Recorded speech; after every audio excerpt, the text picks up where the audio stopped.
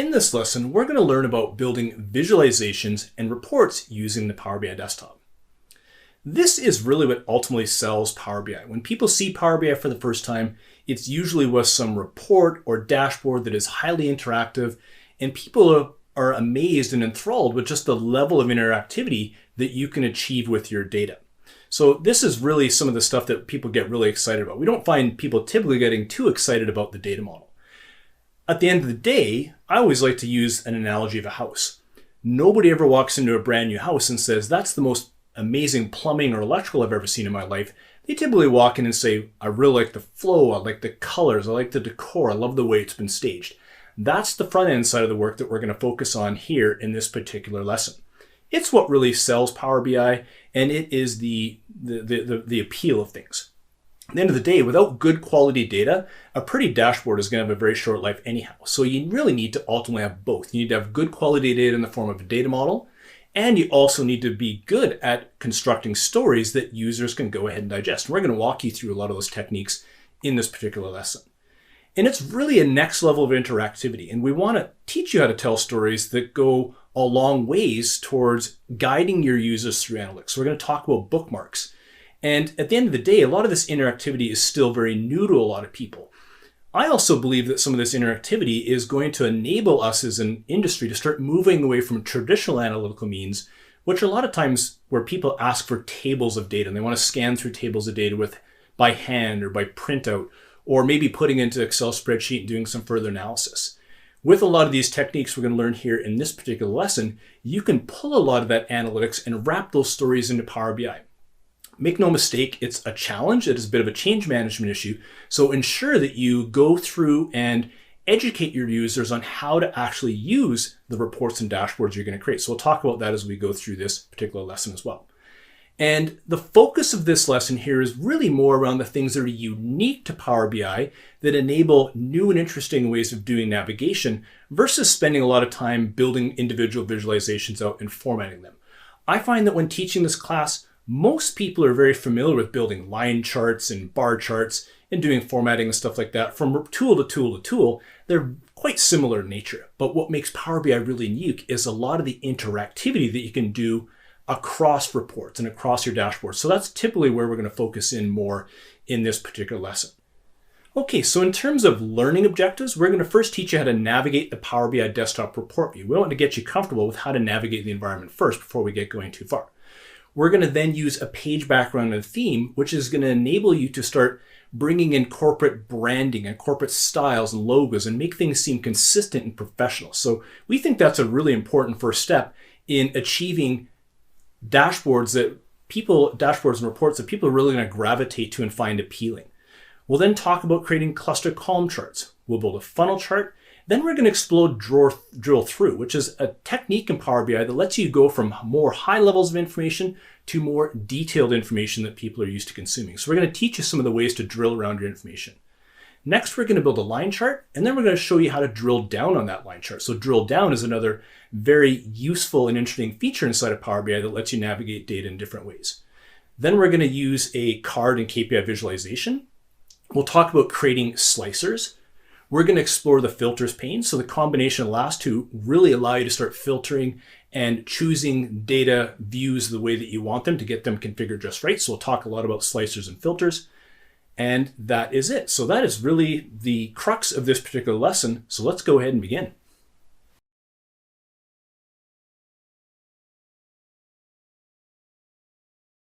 In this sub-lesson, we're going to explore the report view, explore the visualizations pane, and explore the fields pane. So let's go ahead and get our Power BI desktop file open that supports this sub-lesson. Okay, so we have our desktop file here, L0401. Let's just go ahead and open it up and wait for the Power BI desktop for a moment.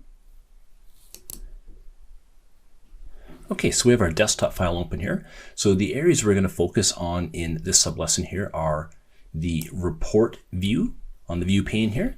So this is where we're going to go to build all of our reporting. The next thing we want to point out is the canvas here. So in the middle of the screen is the reporting canvas where we're going to build our visuals. The next area we'll take a look at here is the filters pane. So I have the filters pane open right here, and here's where we can add additional filters to our reports. So we'll be doing a lot of work with this through the lesson. Next here is our visualizations pane. This contains all of the visuals that we can go ahead and choose for our reports. So we'll go ahead and once again do quite a bit of work with this through this lesson. Right in below the visualizations pane, we have two key areas here. So let's just dive into each one of these things here briefly here. And this one right here is what is referred to as the fields. And this is where we're going to bind data into our visualizations. The one right next to it here is what is referred to as the format. And here's where we're going to go and enable formatting our visualizations.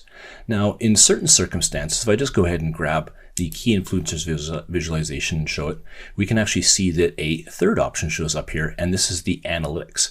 So here are some additional analytics features that we can go ahead and configure for certain visualizations. So let's go ahead and get rid of that. The last area that we want to take a look at here is the fields pane, and we've already been working with this through some of our other lessons.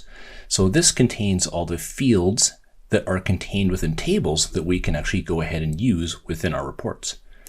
Okay, so that's just a quick tour of the Power BI desktop and some of the key areas that we're going to be using over the next few sublessons.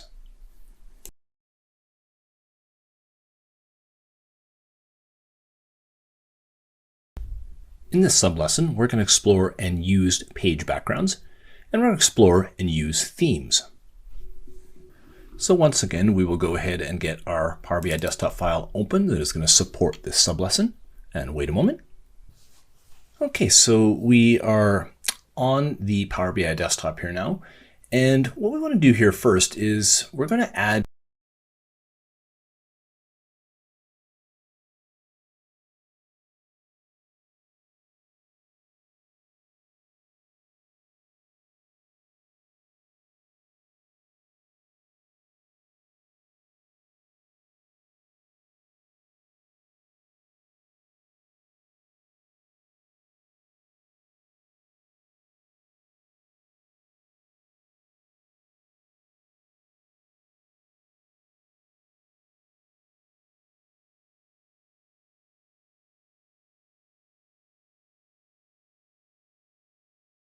in background and a theme file so that we can influence the colors we're going to use and the various fonts.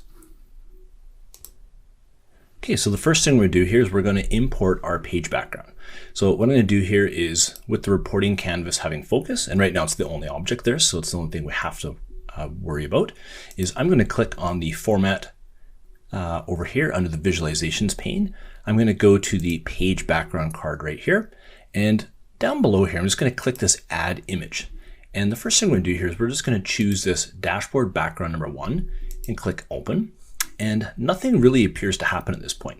So we need to actually configure a few things here. What we're going to do is knock the transparency down to 0. And we can see that something is now starting to show up in behind the scenes there. And we're going to go to image fit right here and change that to fit. Now we can see we have an image sitting in the background where we can start laying out some of our visualizations. So what we're going to do next here is go ahead and import our theme file. Okay, so let's go ahead and get the theme file ready for import. But before we do that, I just want to show you what the theme file is going to do, because it's not immediately apparent when we initially import the theme file. So the way I'm going to do is I'm just going to open up the color palette as it stands right now. So this is the default color palette within Power BI. So I'm going to go and import our theme file, and we're going to see that the default color palette is going to actually change to the corporate colors that we're actually choosing to use for this exercise. So what we're going to do is we are going to go up to the ribbon and get our theme file imported.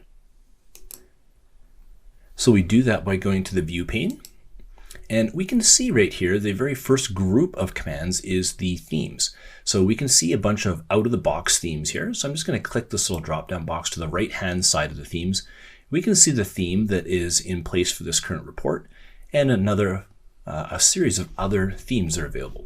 What I want to do here is I'm actually just going to choose this browse for themes, because we've actually created a theme.json file that has our corporate branding colors. So we're just going to go ahead and open that, give it a moment here. It's actually going to take a sec to import. We're going to get a message that the theme was successfully imported, but once again, nothing really appears to have changed. So I'm going to go ahead and click close, and then take us back over to the color palette here. And now we can see the default color palette has changed to the corporate branding standards for our organization. Okay, so now when we move our way through the rest of the reporting, that is the color palette that is going to be available for us as we start configuring our reports. Okay, that brings us to the end of the sublesson on creating page backgrounds and importing theme files.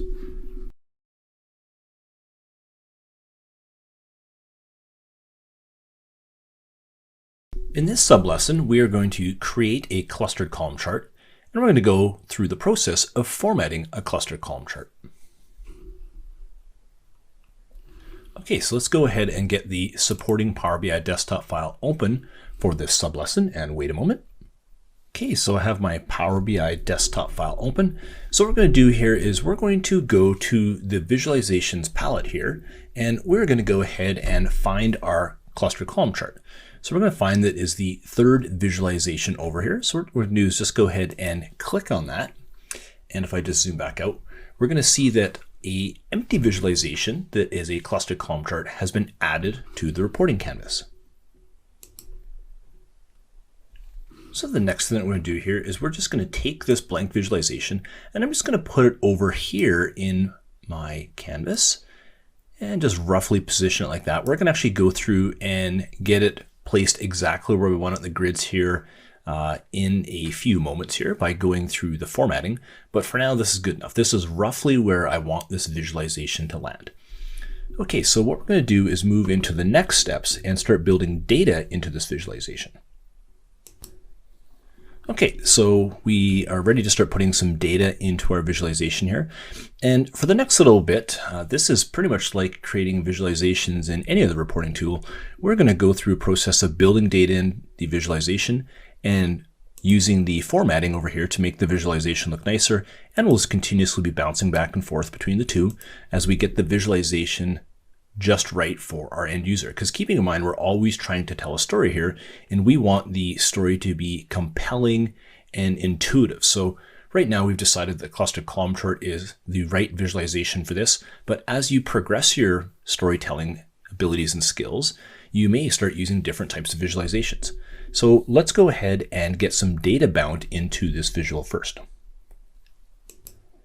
So the first thing we're going to do here is we are going to add the calendar year. So I'm going to open up my order date table, go to my order date hierarchy here, and I'm going to grab the order date year column here. I'm going to take this and drag it over to the axes and just go ahead and drop it right in there. When I'm doing the dropping, there will be a black dotted line that shows up around the well here, and that'll signify that we're ready to actually drop the field into that bucket and it will be accepted. Okay, so that's the first thing I want to drop. The next thing I'm going to do is I'm just going to close the order date table and I'm going to move over to my sales table here, and I am going to grab my total sales and drag it down here to the values. So once we do that, now we can see we have our visualization drawing itself out. So we actually have some data bound into our visual, and now it is completed being drawn. So now the next thing we do is go in and actually start formatting this visualization. So what we're going to do here is, since our visual has focus, and this is actually a really important concept, so I just want to zoom in here. So it's going to zoom in on this visual here, and we're going to see we have this gray box that sits around the outside of the visualization here, and that means this visual is what currently has focus.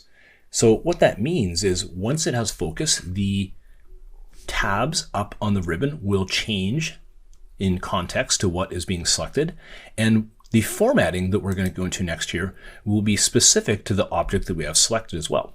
So the concept of focus is really important, because if I actually go ahead and click in the canvas here, now the canvas actually has focus. So you'll notice that the menuing at the top has changed. If I go into the formatting cards are a little bit different because they're specific to the actual report canvas and not the visual. So once again, I'm just going to click on the visual so that it gets focus back. Okay, so the first thing we're going to do here is we're going to go to the format, and we're going to go into the x-axis first to do some formatting here. So the very first thing we're going to do is change the type from continuous to categorical, like so.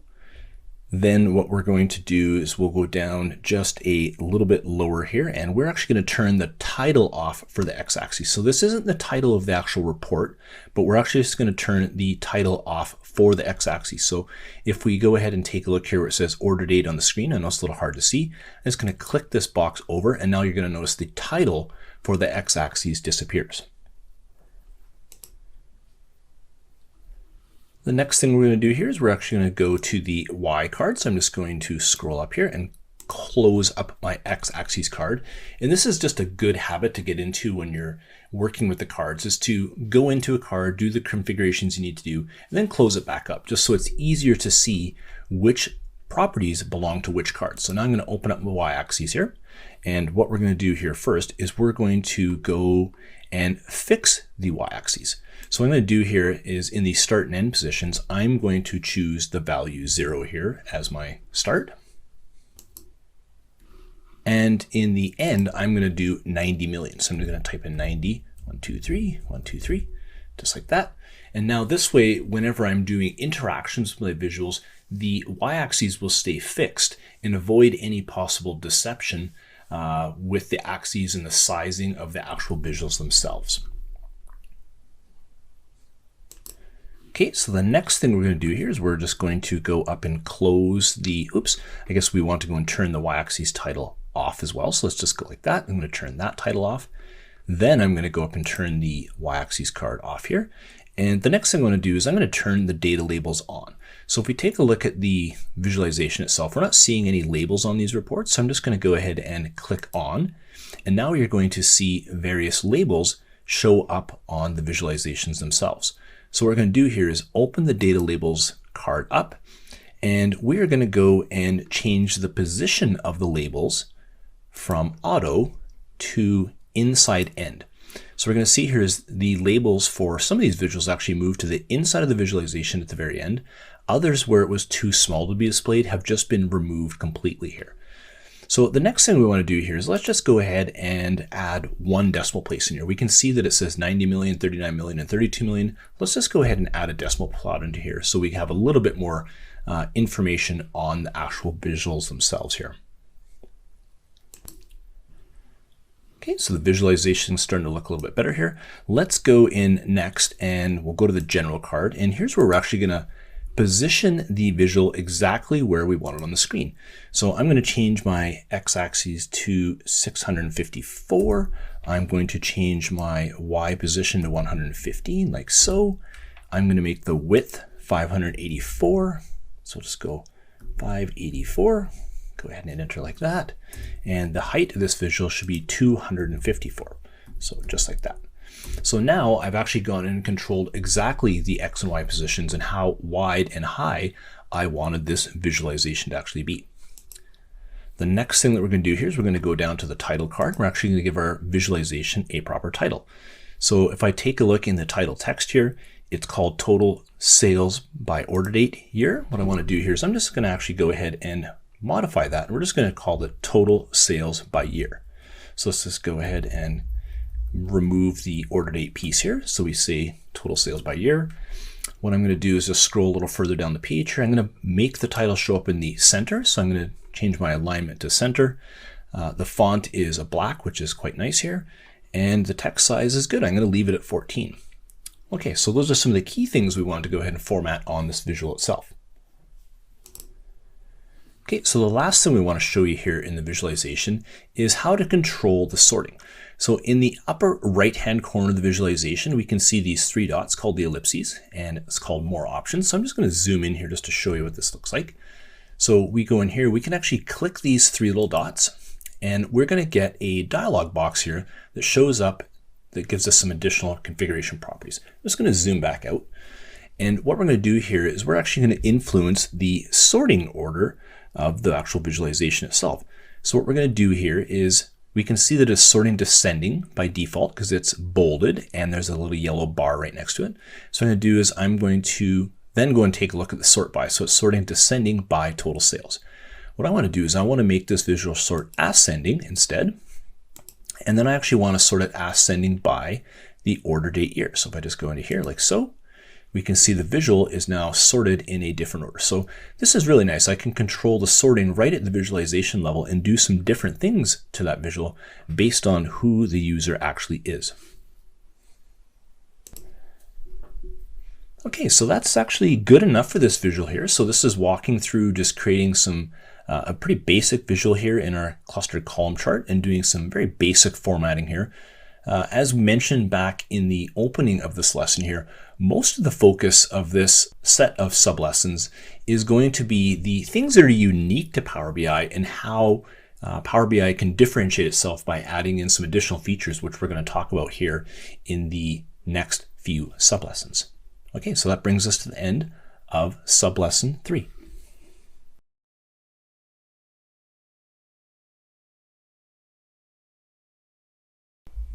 In this sublesson, we're going to create a funnel chart, and then we're going to go through the process of formatting a funnel chart.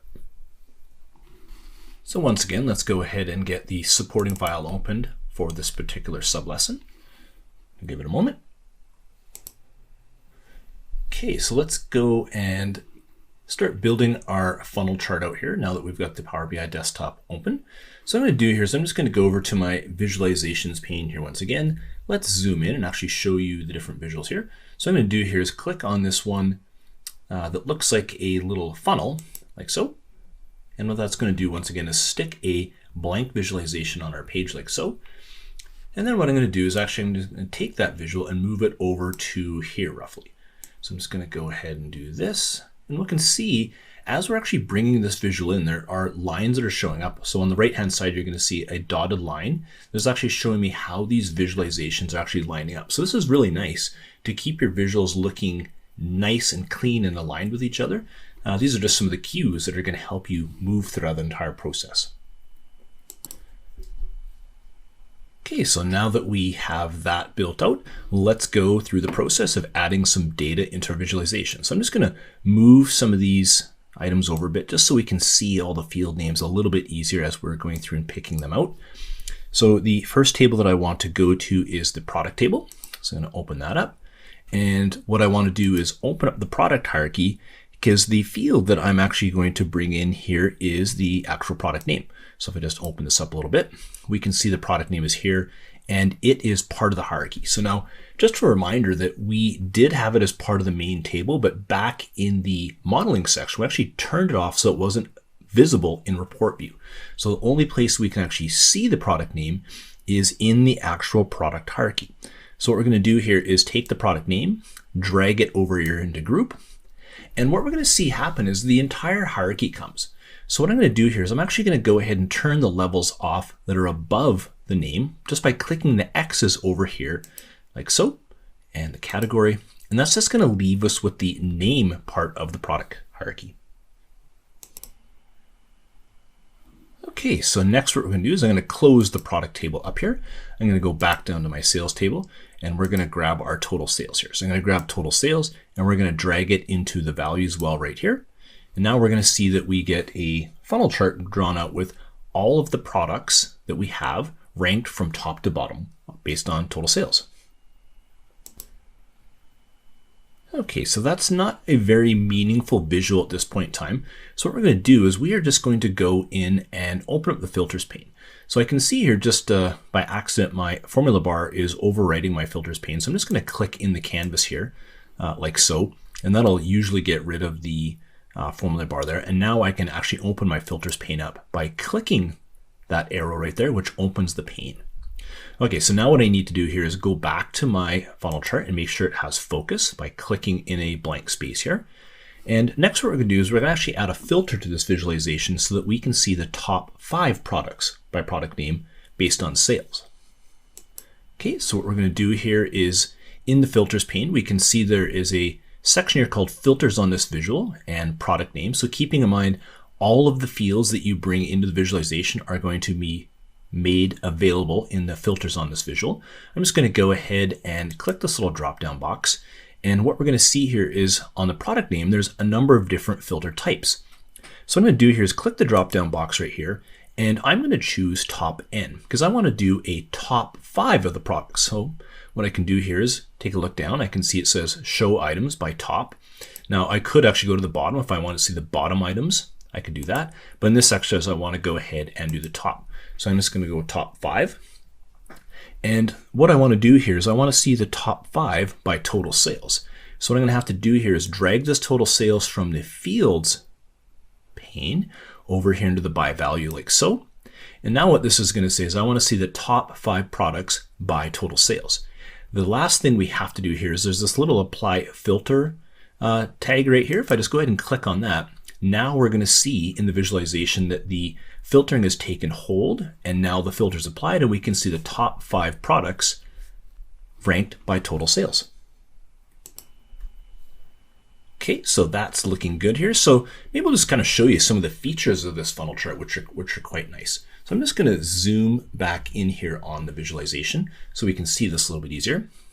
And if I just hover over top any of these bars here, we're going to see that a tool tip pops up, and we can see the product name, the total sales, and some other information there called percentage of first. So since I highlighted on the first bar, it's 100% of itself. If I move down to the second bar here, we can see that we've got all the same information as before, except now we've got the percentage of first and the percentage of previous. So the funnel chart is a great way for doing comparisons to something previous and your first value. So if I go like this, I can move down to the third, and I can see what percentage this one is of the very first one and the neighbor, which was the previous one. So really interesting information that we can get off of this particular chart here. So what I'm going to do here next is we're actually just going to go in and start working on formatting this actual visualization itself. So I'm just going to zoom back out like so. And now let's go and start working on our formatting. Okay, so I don't need my filters pane open anymore, so I'm just going to go ahead and close that. And once again, the visual still has focus, so I always want to be paying attention to that to make sure it has focus. And now what we're going to do is go to the visualizations pane and move off of the fields and over into format. So I'm going to click on format here. And what we're going to do first is actually go in and modify the title here. So I'm just going to open this up, and I want to change this to total sales by, what do we want to change this to? Let's say total sales by product name. That's actually not a bad title. Let's just go ahead and leave that. So I'm just going to move that into the middle. Once again, make sure I'm happy with my font size and I'm keeping it consistent. So the font size of the previous title was 14. It's black, it's centered. So we're starting to get some consistency in our visualizations already. Okay, the last thing I'm going to do here is I'm just going to close the title card up, go up to my general, and let's just make sure we get this position exactly where we want it. So I'm going to say 654. The Y position will be 394, like so. The width will be 584, which, oh look, I actually got 584 when I did my placement. And the height, we're going to here make it 254, like so. Okay, so now we've got the visualization position exactly where we want it on the canvas here. Things are lined up nicely with the previous visual. We've got some standardization. You can see that the theme file we imported earlier is influencing the default colors that are showing on the visualization. So we're already well on our way to building some visuals that look standardized, nice, and clean. Okay, and that actually brings us to the end of this particular sublesson.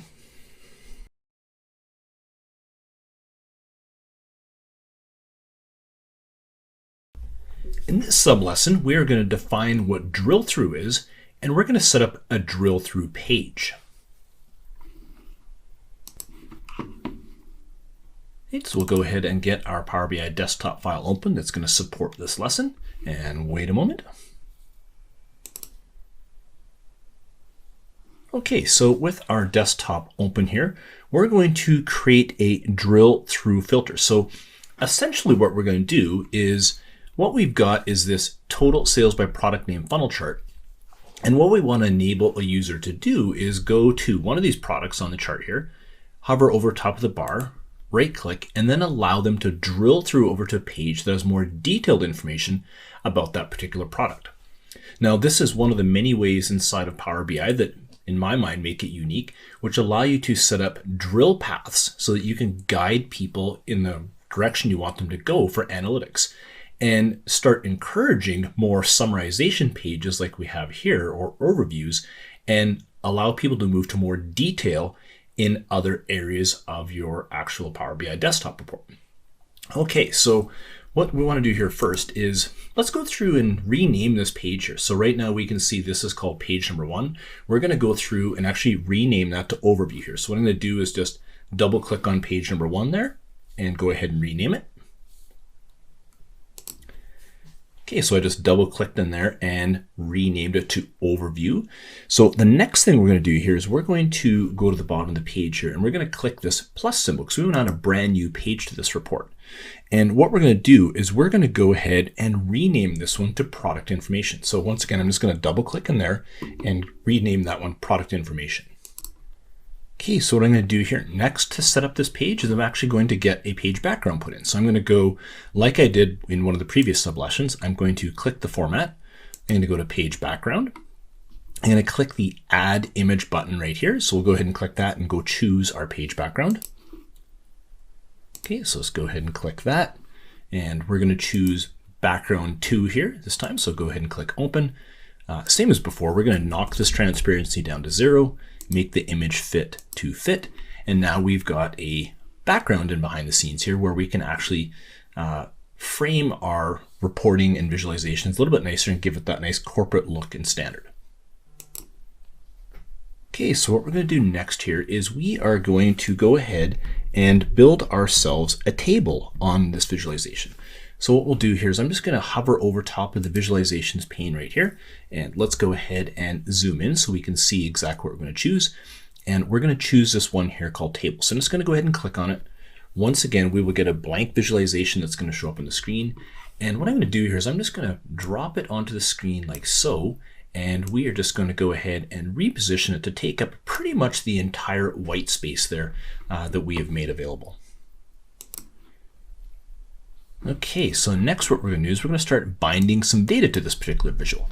So I'm going to go to the fields pane here, and I'm going to pull data out of several tables here. So what I'm going to do first is start off with sales territories, and I'm going to choose the country column. So this time, instead of dragging fields into the values, what I'm going to do is I'm going to start using these checkboxes. So I'm going to go country, and we can see that we have some information showing up here on the screen now. What I want to do next is go to our product table. And in product, I'm going to choose our subcategory like so. Go ahead and click on that. We'll check on the product name as well. We're going to notice that the product category came along. We don't want that. So we're just going to go ahead and uncheck that box there because we don't want that part of the hierarchy. The next thing we're going to do is go to our order date table. And I want to choose my order date year like so. All right, so now we've got our years on there. Finally, we're going to go over to our sales table. So we're just going to open this up and we are going to take a look at our order quantity. So we're going to choose order quantity there, and let's go ahead and choose our total price as well. Okay, so we're starting to see a lot more detail being built up around this table here. So what we're going to do here next is enable our drill through. Okay, so what we're going to do here to enable the drill through is what we're going to do is go to our product table, because keeping in mind what we ultimately want to do is come from the product name on our funnel chart on the overview page and come to this more detailed table of data here. So what I'm going to do here is I'm going to grab my product name from the product hierarchy. I'm just going to drag it down here to this drill through. So we can see where it says add drill through fields here. I'm just going to drop the product name on there like so.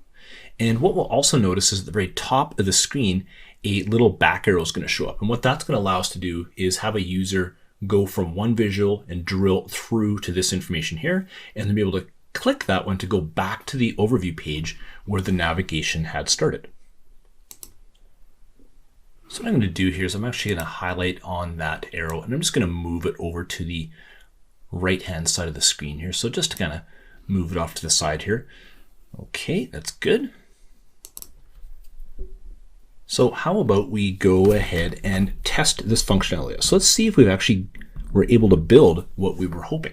So what I want to do here now is I'm going to go over to the overview page. So let's click on the overview page there. And what I had mentioned was we could hover over top of one of these bars in the funnel chart, which are related to a product. And I now should be able to right click on that bar, and I'm going to see a drill through option. And I'm going to be presented with an option to drill through to the product information page. So what I'm going to do is click on that. And what will happen is, given that I clicked on the first bar that said mountain bike 200 black 42 inch, I'm just going to go ahead and click on that. And I should be able to come over to this screen here and see a more detailed view in the table of that information. So what we're going to do here next, so we're going to format this table and make it look a little bit nicer, and then put some conditional formatting on top of it as well. So the next exercise is to make this look a little bit nicer. But before we do that, let's actually show you how we can use this control to actually go ahead and move us back to the previous page. So I'm just going to hover over top of that arrow, hit the control key, and I can go back like this. So just like that, I can go from a more summarized view of information down to more detailed view of information. And in my mind, this is one of the first steps in enabling people to start moving away from doing all their analysis using Excel tables only. So this is the first step in starting to show users what is possible with Power BI in terms of how you can change the data navigation experience. So let's go ahead and work on formatting this table to make it look a little nicer. Okay, so let's go through and start formatting this table. So once again, let's make sure the table has focus by clicking a blank area in here, and we're going to see the gray border around the edges here. I'm going to go to my format, and what we want to do here is let's start off first by going to the column headers. So I'm going to open this up here, and what we're going to do first is I'm going to make the text a little bit larger. So let's go ahead and make that 14 like so that we've got a little nicer text size there. Okay, so next let's go and choose a background color for our header here. So let's go and maybe choose a nice blue here. So let's go ahead and maybe choose that color right there. Okay, so that's kind of nice, but now our fonts all of a sudden don't show up that well. So let's go ahead and give ourselves a white font like that. So we got ourselves a little nicer background. All right, so the column headers look pretty good. Let's go ahead down to our values here, and maybe we want to change its text size to 14 as well, just so that those values show up a little bit nicer. All right, starting to look a little bit better here now. So let's go ahead and close the values card up. And we want to go ahead and do the same thing on the totals card that we did to the header. So let's go up and we will choose the text size of 14, which is already the default. That's fantastic. So let's go to our background colors. Let's choose this blue here once again that we chose before, and change our font color to white. Okay, so we've got a table that is actually looking a little nicer from a formatting perspective. So what I'm going to do here too is I'm actually just going to start moving some of these columns over just a little bit to take up some of this space and make this look a little bit neater and cleaner here. So we can go ahead and start moving some of these over here. So let's actually move them this way first. So I should really be starting from this direction here. So let's go to the country, maybe move the product subcategory over just a little bit here. We'll move the product name over to give it a little bit more space in case we have longer product names with some of the other ones. We'll take our order date here and move it over like so, and like that. Okay, perfect. So our visual is actually starting to look a little bit nicer. So what we're going to work on next here is some conditional formatting of the values on this particular table to give us some additional information. Okay, so let's go ahead and do our conditional formatting here now. So what I'm going to do here is close our total cards up and just ensure that the table visual still has focus, which we can see it does. And what we're going to do here next is we're going to move down over to the format pane, and let's go ahead and go to the style card here. So I'm going to go ahead and open up the style, and we're going to change this to alternating rows. So let's go ahead and do that. Oops, now we can see that we've got our alternating rows set up. That's not something we want. Just wanted to go ahead and show you can do that. And let's just go ahead and revert ourselves. What I'm going to do this time, instead of reverting to default, is just click the undo last action. So once again, showing you that we can go through the undo action here on the Power BI desktop, keeping in mind on the Power Query Editor we couldn't do that. Okay, so that is good. So we'll just keep our styles the way they are set here. And what I want to do here is let's just scroll down a little further and go to our conditional formatting card. So let's go ahead and open that up. Okay, so what we want to do here is we want a conditional format based on the total sales. So let's go ahead and click that. And we're going to go ahead and choose total sales. We're going to see that a few other options came available here in this formatting card. And what we want to do here is then go down and turn the icon slider on. So we're going to go ahead and turn this one on. So what we're going to do here is enable icons to be used when we're actually doing our conditional formatting. And we can see here already that this is starting to get a little tight from a real estate perspective. So let's go ahead and move some of these fields over here. So let's just go ahead and do this like so. And we don't mind if these wrap around a little bit like this. Let's go and do that. And maybe we'll do the same thing on our order date years. So let's just go ahead and maybe make that wrap a little bit there too. And give ourselves a little bit more room here for the total sales, because we're going to be doing some formatting with it. Alrighty, so this is once again part of the tweaking and tuning that we're doing to our reports as we go. So let's dive into the conditional formatting here now. Okay, so after I went and turned the icon slider on, I can see that there is an advanced controls button right here. So I'm going to go ahead and click on that, or a link I should say. And what that's going to do is bring up the conditional formatting dialog box. Okay, so let's go ahead and start formatting this. So we're going to leave our format by rules. So we could do it by field value or rules. We're going to apply to values only. There's a few other options we have in here. We're going to do it based on the total sales field, which is what we chose when we came in here. And next what we'll do is go ahead and choose our icon layout. Let's actually move it to the right-hand side. So let's just go move it to the right of the data. Let's then go ahead and leave the icon alignment to the top, and these styles look just fine. So the nice thing about using icons in these colors here is this actually helps out the accessible community by allowing people that are colorblind to go ahead and use the shapes to actually help determine what is happening here in the conditional formatting versus just the colors. Okay, so let's go ahead and start formatting this. Okay, so we're going to go through and start formatting these values here. So I'm going to say if the value is greater than or equal to 0, and I'm going to change this from percent to a number here. So let's go ahead and choose numbers here, because I'm going to actually hard code all of this in here. And I'm going to say anytime it is between 0 and less than or equal to, let's just go ahead and choose 500,000 here. So let's just type in 500,000, 1, 2, 3. What I'm going to do here is then choose this to be a number. We want those ones to be red. And then whenever we have something that is greater than or equal to 500,001, what we're going to do is choose number here. And I'm going to say less than or equal to 1 million. 1, 2, 3, 1, 2, 3. I like to go ahead and count that stuff out. We're going to go ahead and choose number. That will show up as yellow. And whenever we are greater than or equal to 1,000,001, like so, we then also choose that to be a number. And what we can do here is, let's go ahead and make this the maximum. So what I'm going to do here is choose a number here, and I'm going to get rid of that value here. And what that'll say is go to the maximum. So anything that is greater than or equal to 1,000,001 is going to get green. Okay, so I've got everything formatted the way I want. I'm going to go ahead and click OK. And now we can see that the formatting has changed. So anything here that is in the 500,000 to 1 million range is given the yellow. Anything over 1 million is given green. Anything below 500,000 is given the red diamond. Okay, so the last thing we're going to do on this page here is let's format this back button here. So I'm just going to go ahead and click on it. We're going to see the format button. Format cards come up here. What we're going to do is go down to the background card right here. And what we're going to do is we're going to set the transparency to 100%. So when we do that, we're going to notice that it just matches the background of the actual visual itself. So now we actually have something that looks a little bit more neat and clean and matches the actual visuals themselves. So I'm just going to move that a little bit here. And let's go ahead and reposition this. It's always kind of tricky to go ahead and grab onto, like so that we have our back button right about there. Okay, perfect. So we have this visual looking exactly the way we want it.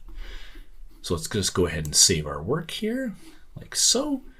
All right, so that's pretty much it. So that takes us to the end of the sub-lesson here on creating drill throughs. And as I mentioned right off the hop here, drill throughs are fantastic because they really do start enabling you to change the way people interact and consume information. Now this is just the first step in that process, but this is certainly a good step in that journey towards changing the way people view their information.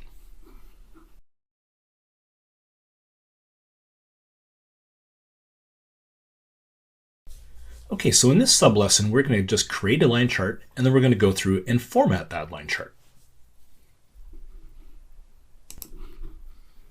Let's go ahead and get the Power BI file open that's going to support this sublesson, and just go ahead and wait a moment here. Okay, so we have our desktop file open here, and what we're going to do here is on the overview page, keep in mind once again we still have two pages, so we have overview and product information, which we just created a moment ago in a previous sublesson. So what we're going to do is we're going to put a line chart in this space right here. So I'm just going to click on the canvas to make sure it has focus. What we're going to do is go into the visualizations pane right here, and just let me go ahead and zoom in just to show you where this is. We're going to go into the visualizations bucket right here and choose the line chart. Pretty basic. Go ahead and choose that. Let's drill ourselves back out, or zoom out I should say. And let's just go ahead and put the line chart roughly here inside of the actual canvas. So let's get it lined up like that. All right, so now we're ready to start binding some data into this actual visualization. So what I'm going to do here is I'm going to just open my fields pane up a little bit more and ensure the visual still has focus. I'm going to click on order date. And what I want to do here is I actually want to take the entire order date hierarchy from this field here. So I'm going to take this and drag it over into the axes. And what this is going to do is set us up for a subsequent sublesson where we start talking about drilling down on our information. So we're going to take advantage of the hierarchies that we created back in a previous lesson to allow people to roll up and roll down from days to months to years, and from years down to months down to days based on how they want to view their data. Okay, so that's the first piece there. So let's then go ahead and go over to our sales table. So I'm going to open up the sales table. I'm then going to bring my total sales once again into my values pane right here. So let's go ahead and do that. And now we can see that we have our sales line chart being drawn out like so. Okay, so the last things that we're going to do on this line chart here is we're just going to go ahead and format it. So once again, make sure that it has the proper focus. I'm going to go to the visualizations pane under format. Click on that right there. What we'll do first here is let's go into the general card and get things positioned where we want them. So let's just make this 41. So let's go ahead and do that. The Y position, we want to make 246 like that. The width, we're going to go ahead and say 585 like so. And finally, with the height, we're going to say 407. So let's go ahead and do that. Get our visual position where we want. So that looks good. What we want to do here next is we are going to go into our title card. So let's go down to title and scroll into here. And actually, let's give this a completely different title. Let's just call this sales performance. Yeah, something like this here. So sales performance, like so. Go ahead and hit enter. And once again, just following our standards from before, let's go ahead and put that in the center and make sure we got a 14-point font and a black background. Perfect. So now we've got our visuals actually looking pretty darn good here. Actually nice and consistent, clean, appealing, following the backgrounds and using our theme files to give things a consistent color. Okay, so that really takes us to the end of this particular sublesson. What we want to do is just focus on building the line chart out itself first. This time we're going to actually leave the titles on for the X and Y axis versus what we did in previous sublessons where we went ahead and turned them off. And what we're going to take a look at in the next sublesson is how to use drill down on this line chart.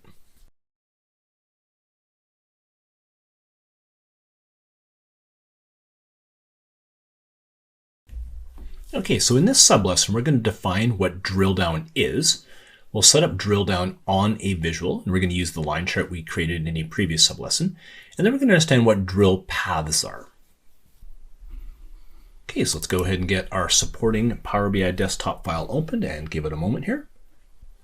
Okay, so let's go in now and interact with this visual, and we're going to turn our drill down functionality on. But first, let's actually show you how these visuals interact by default. So right now, if I clicked on 2019 here on this visualization, we're going to see that other visuals just narrow their focus down to 2019 to show you what it looks like or what portion of 2019 is relative to the entire visualization itself. So I can do the same thing with 2020. It does that. Drives into things there.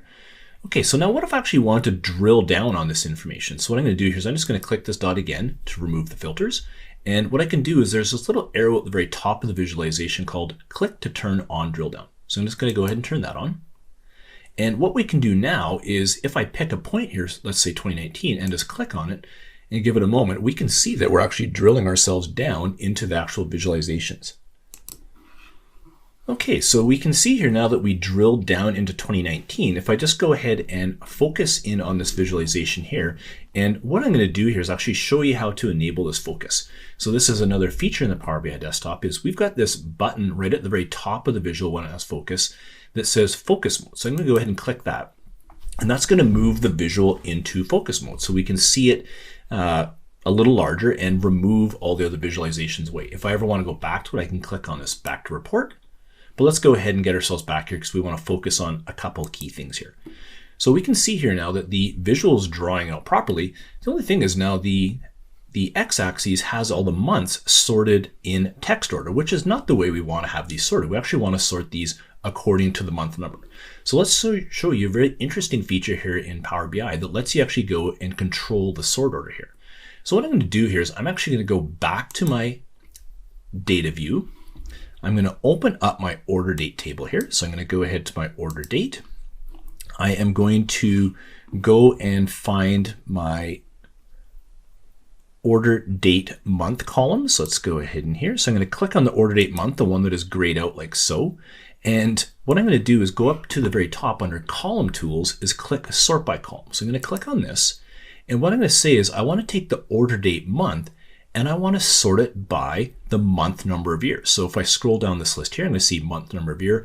And what that's going to do is allow the column that is called order date month, which is right here, which we can see is a text column with the 3-letter abbreviation of the month with a dash followed by the years. We're going to take this column and actually sort it by this column's values.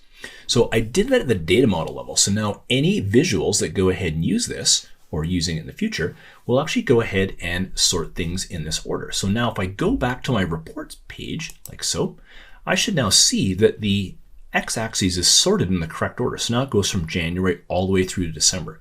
And the really nice thing about that is actually something that is at the data model level. Okay, so maybe let's just go down one more level. So I'm going to click on June of 2019 here, and this takes us to all the individual days within June. So some really interesting things we can do here with our drilling. So I'm going to go all the way back up to the top here, and I'm going to go back to the report. And the other things we want to show you here too are the ability to click these two arrows next to each other and say, go to the next level in the hierarchy. So I'm going to go ahead and move this entire thing down one level. And I'm just going to put this back into focus mode here. And this takes us to all of the months and all of the years. So it took us down an entire level in our hierarchy. So let's just go ahead and move ourselves back up and leave us here. So now let's go to this next one and say, let's expand everything down one level in the hierarchy. So if we go ahead and do that, we're going to notice the visual looks slightly different because we've expanded everything down to one level. So a few different ways to go ahead and interact. The really nice thing that we just want to show and expose here is, once again, we can have visualizations on an overview page like this that are at a very high level and allow our users to drill and interact with the data as they see fit. The key things that really underpin this are two things. Number one is having data at the lowest level of detail possible in your actual data model itself. Number two is actually going ahead and building hierarchies that you can control as a developer for users to go ahead and use and help guide their analytics. So we've only used the order date hierarchy here. You also have one that is sitting on product, which we're actually not using in any of these sub-lessons here, but you could actually go ahead and take advantage of that product hierarchy to control the drilling of information the exact same way. All right, so that brings us to the end of the section here on drill down.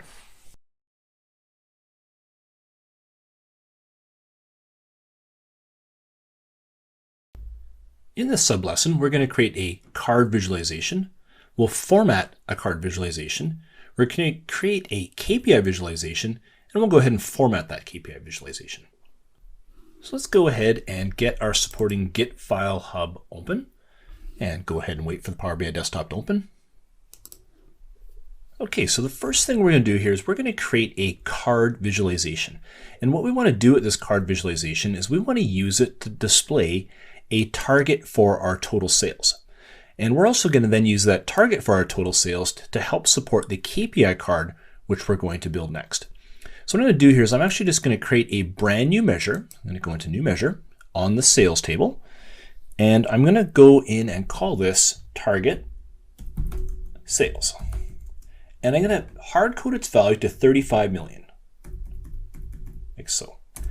Okay, so what I've done there is I've just created a measure and hard coded. I'm actually going to go through and make it currency and set it to English United States. So go ahead and format the measure as well.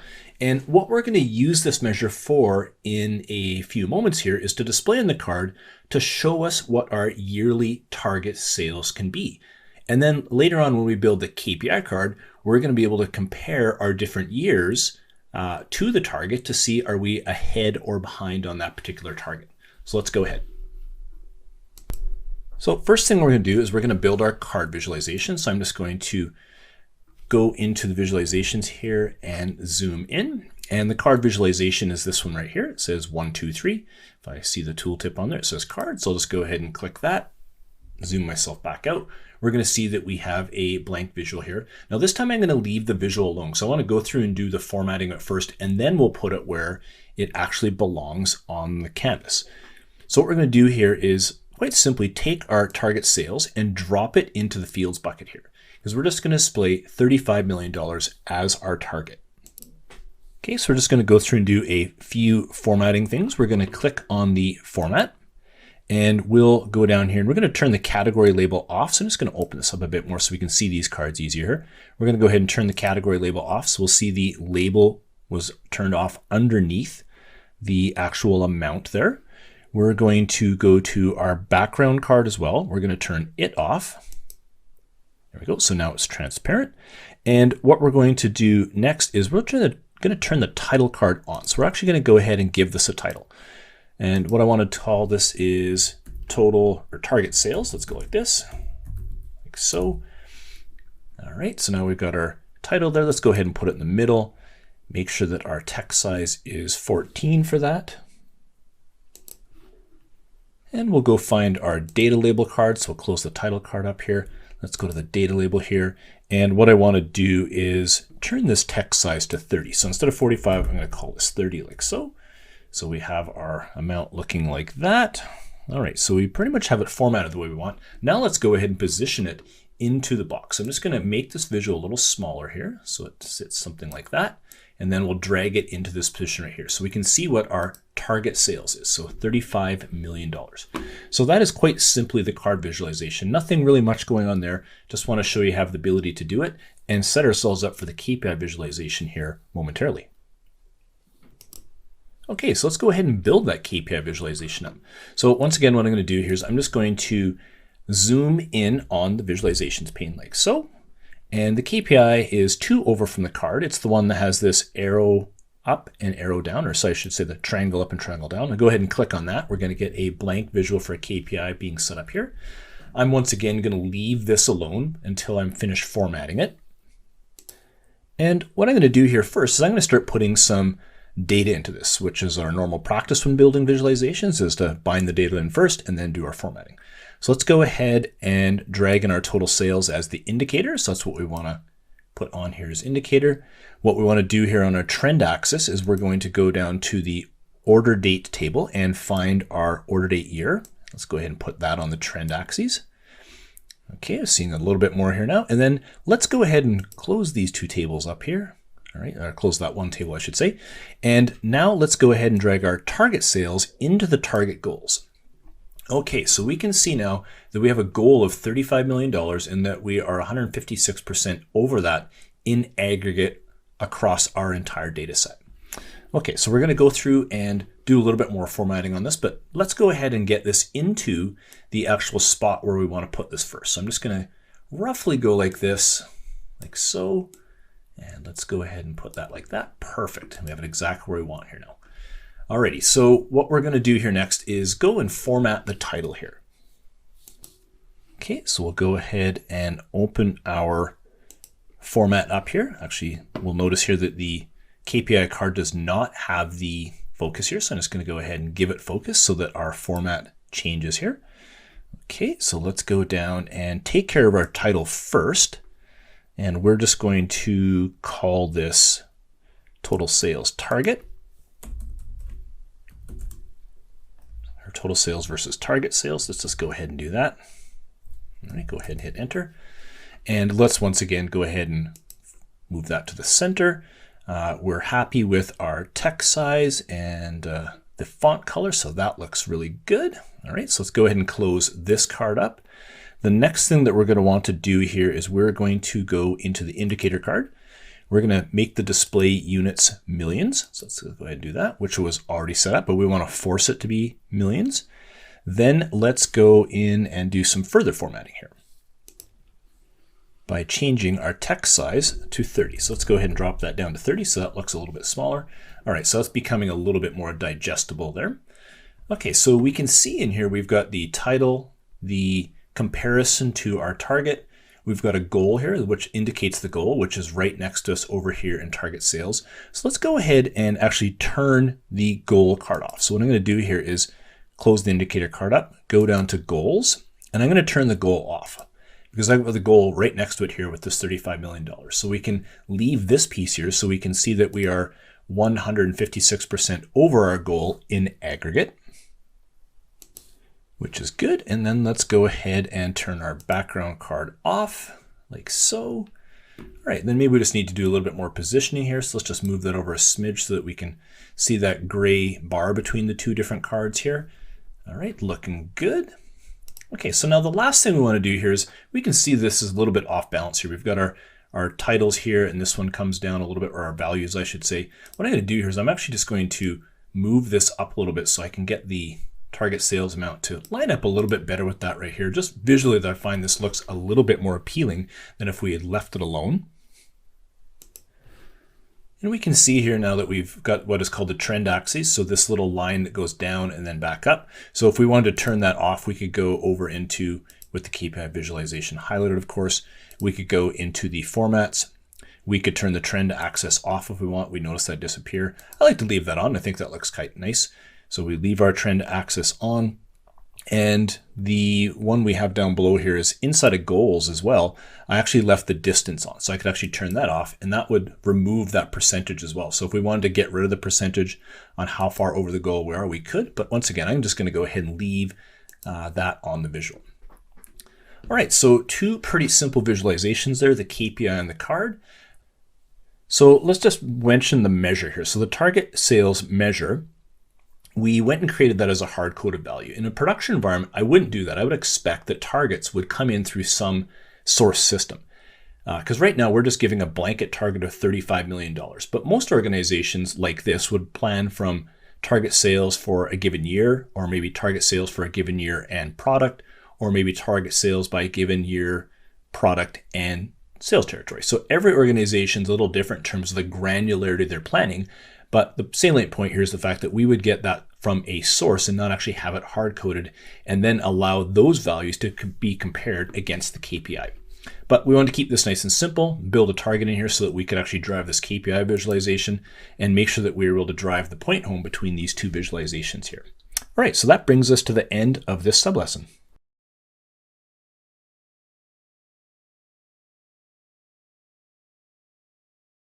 Okay, so in this sublesson, we're going to define slicers. We'll create two slicers. We're going to learn how to format slicers. And then we're going to introduce the concept of syncing slicers across pages. Okay, so let's go ahead and get our desktop file open for sublesson 9 and wait a moment while it opens up. Okay, so our desktop file's open here now. So let's go ahead and create our two drop-down slicers. So we're going to create one for country and one for our dates. Okay, so let's go ahead and create the country one first. So what I'm going to do here is just open the fields up a little bit here. Let's actually just zoom in on our visualizations here and show you where the slicers are. So right on the near the bottom of the visualizations palette here, I can click on slicer and just zoom ourselves back out. And we can see that I've got a blank slicer showing up here. I'm just going to actually move this roughly to this location right here because this is where we're going to be putting it. We'll fit it inside these white boxes at the very top. Okay, so the very first thing we're going to do is actually go ahead and bind our data into it. So we said we're going to make this country. So I'm going to do is open up the sales territory table, grab country, and drop it into field here. And then we're going to see we're going to get the country here and all the countries that are in the dimension table. Okay, the first thing we're going to do here is we're going to change this to a drop-down box. So if I hover over the top of the visual without having focus, I can see there's a little tiny arrow next to this eraser here. I'm going to click that and move it from a list to a drop-down. So the box is going to look something like this now. Okay, so now at this point, I'm actually going to take this and get it to fit a little bit closer to, actually let's just go like that. Not going to quite make it fit there yet. Let's just go ahead and leave it like so we can do some further formatting. Okay, so what we're going to do here first is let's actually just show you the drop down. So I'm going to click the drop down. We can see that we've got all the different countries in here. And what I want to do here first is change the way this works. So I can go in here and click individual countries. We'll see that we can go ahead and make multiple selections. But let's go in and actually change some of the configurations of this drop down. So once again, I've got it highlighted. I'm going to go over to the format under the visualizations pane. And the first thing we're going to do is we're going to go into selection control. So I'm just going to make this a little bit bigger here.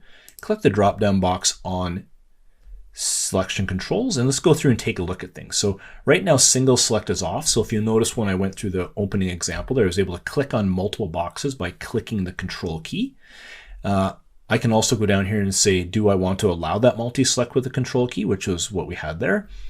And I also want to turn this show select all options. So I'm just going to turn that on. And if I go back to my drop-down box, we're going to see now that we have the select all option here. So all right, that's the way we want our, that's the way we want our format to work. So I'm just going to go back over here into the selection controls again, and everything looks perfect as we see it right now. So what I'm going to do is I'm going to go back into the formatting here, and I'm going to close that card up there. And I'm going to go to my slicer header, and I'm going to turn that one off. So if I turn that off, you'll notice the header goes away there. Okay, so then the next thing I'm going to do here is actually turn the background card off as well. All right, so now it's going to be transparent. And the next thing I'm going to do is I'm going to go to my title card and turn it on. I'm going to go like that, go into here, and I'm actually going to call this country. So I'm going to just go country like so. Let's spell it right here. All right, there we go. Perfect. Okay, so now we've actually got things set the way we want. Okay, so let's just go ahead and get this formatted to fit inside of here. So let's go like this, and I'm just gonna go like this. So I've got country just sitting outside of the white area there. So let's just make this a touch bigger like so. Whoops. All right. There we go. So now we have it the way we want. We have country outside of here. I've got the drop-down box, and now we can go ahead and choose countries. So just a little tip here that I want to show you is we're going to create a second slicer, but I don't want to go through any of that formatting work because essentially I want the two slicers to be exactly the same, just have different values coming out of them. So what I'm going to do here is I'm going to go Control C. I could actually right click and say copy visual like so as well. And then just go into a blank area of the canvas and go Control V on the keyboard. Now what I'm going to do is actually just drag this one over here like that. And what I'm going to do here now is create the year drop-down box. So what I'm going to do here is go like this, go to my order date table, go over here, find my order date year. I'm going to drop it in on top of country here. That's going to create an error, but that's okay. And then what I'll do here now is get rid of country out of here. Okay, so now I've got the exact same formatted drop-down box that I had before. The only thing now is this is going to display countries. The last thing that we want to do here is we are going to go in and remove or change our title. So let's go back to our format and go down here, and let's just call this year, like so. Perfect. So now we have our two drop-down boxes through slicers. So we have country and year, and we can go through and let's just pick, actually let's start with year here. So I can go over here and choose 2020, for example, and we'll notice now all these visualizations respond to that change. In a couple of sub-lessons from now, we're going to talk about how to edit the interactions so we don't get these situations like this one down below showing up in the line chart where we now just end up with a dot. So we're going to look to isolate some of these visuals away from changes in other visualizations. So that's something we'll take care of once we get into the section on editing the interactions. Okay, so the last topic that we want to introduce here, and we're not actually going to give an example of it, is if I go to my View tab right here, I can actually go on the far right-hand side here, and there's this Show Panes group. I can click the Sync Slicers command, and this will allow us to go ahead and sync slicers across multiple pages. Now, we don't have slicers on multiple pages here, but if you're used to using sync slicers in Excel, this is effectively behaving the exact same way. But we at least wanted to expose the fact that this actually exists for you to go ahead and do if you had slicers across multiple pages that you wanted to go ahead and keep in sync. All right, so that brings us to the end of this sublesson.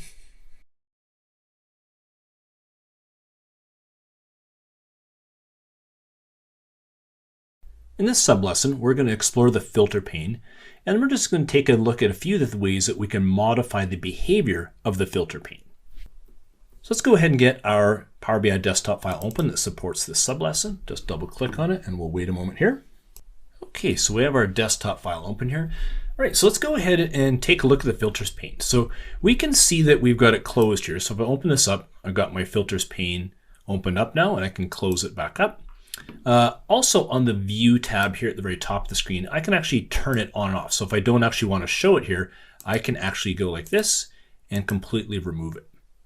Okay, so let's get back down over to the filters pane. Let's go ahead and open up and start exploring some of the things that we can actually do on the filters pane. Okay, so the first thing we want to show you here is the filters pane is open. The first option is that we can actually turn our filters pane on or off from our users. So if I see this little eye at the top right next to filters here, I can click on this, and this allows to show or hide the filters pane from the report readers. So I may want to make some configurations on here like I've done already, but I don't want the report readers to actually see it. So I can actually turn it on or off if I see fit. Okay, the next thing we want to point out here is you can see here that I've got some filters set up on the order date year. We did this earlier. I have the ability to lock the filters, so I can go like this so that nobody can change it, or I can keep it unlocked. And right in down below here, I actually have the ability to hide the filters. So maybe I don't actually want my report viewers to actually see the filters even there. So I have some fine-grained control that I can put on the individual filters that I have in the filters pane. Okay, so the next thing I want to talk about is a big part of the filter experience is that you can format the filters pane to match the look and feel of your reports. So with the filters pane open and ensuring that we have the page canvas highlighted here, we can go to the format and go down a little bit later here. We can go into the filters pane, and we can see that there's several different formats that we can put on here. So I can go ahead, and if I want to, change the background like this, I can go ahead and change it to a color like that. If I so chose, I'll put it back to white because I really like the white. So I can go ahead and modify the transparency, the font and icon colors, the text size, all kinds of different things around the filter pane. And as I mentioned before, this is really in the interest of making the filters pane line up with the way that your reporting looks. Okay, so let's go ahead and close that up. So I'll close my filters pane up. I can also go into my cards here. So I can go ahead and do some formatting on the cards themselves. Okay, and finally, you can actually go through and build theming for your filters pane as well. So much like we set up a theme file for our actual report, you can actually go through and build theme files that are specific to the actual filters pane itself. In addition, we can actually do some other things which we'll talk about here momentarily. So I can go and start moving filters around if I wanted to. So let's actually just go and maybe choose our total sales by year. So I could actually pick the filters up and move them around if I wanted to put them into different orders. So I could go ahead and do this and shuffle things around, which is quite nice because, like I say, you can take advantage of the filters pane to give yourself more real estate on your canvas by moving filters from the slicers into the filters pane if you so choose. So a lot of different ways that you can handle filtering in Power BI, and it's really up to you as the developer to decide which methodology is actually best. Okay, so that's all we really wanted to show you in this particular sublesson, was just the ability to go in and manipulate the filters pane to begin matching what your styles look like in your actual reports.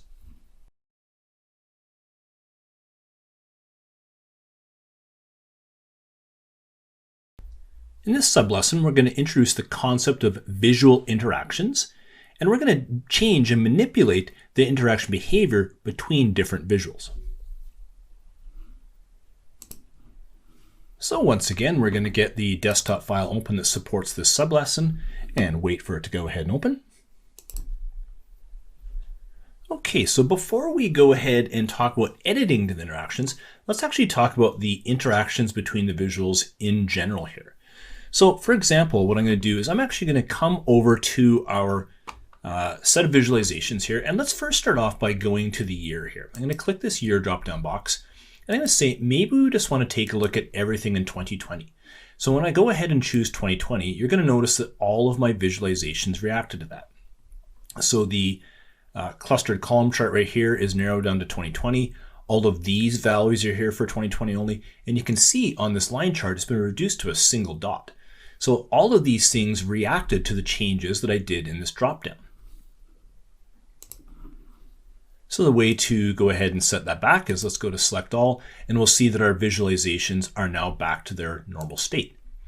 So if I move down to this visual right here and I click on 2020, so I'm just going to click on the 2020 bar in that line chart, or sorry, the cluster column chart, you're going to notice that the line chart once again gets reduced to a dot, but the funnel chart actually behaves a little different. Now we're actually seeing the sales for these top 5 products through the lens of 2020. So the entire bar is all the years, but here's the 2020 portion of those bars. If I want to go ahead and erase that, I go ahead and click the bar and we're back to normal here. Okay, so that's just some of the basic interactions. Actually, let's do one last one. Let's go ahead and click on the product here. So if I go ahead and click on the product, you're going to notice that these visuals all react and now get narrowed down to individual products.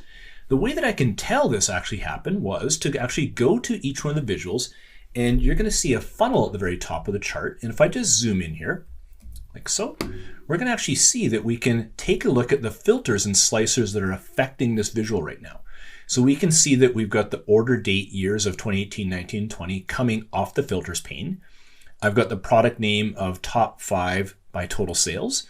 So that is the product name influencing that value here. Plus, I'm taking a look at the mountain bike 200 black 42. So I've got a number of different filters that are actually affecting this visualization at this point in time.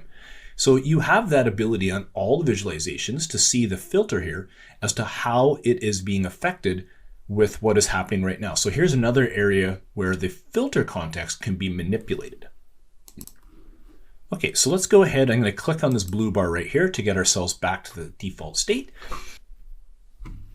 Okay, so let's go in here now and talk about editing the interactions. So what I'm going to do here is I'm going to highlight on the year slicer.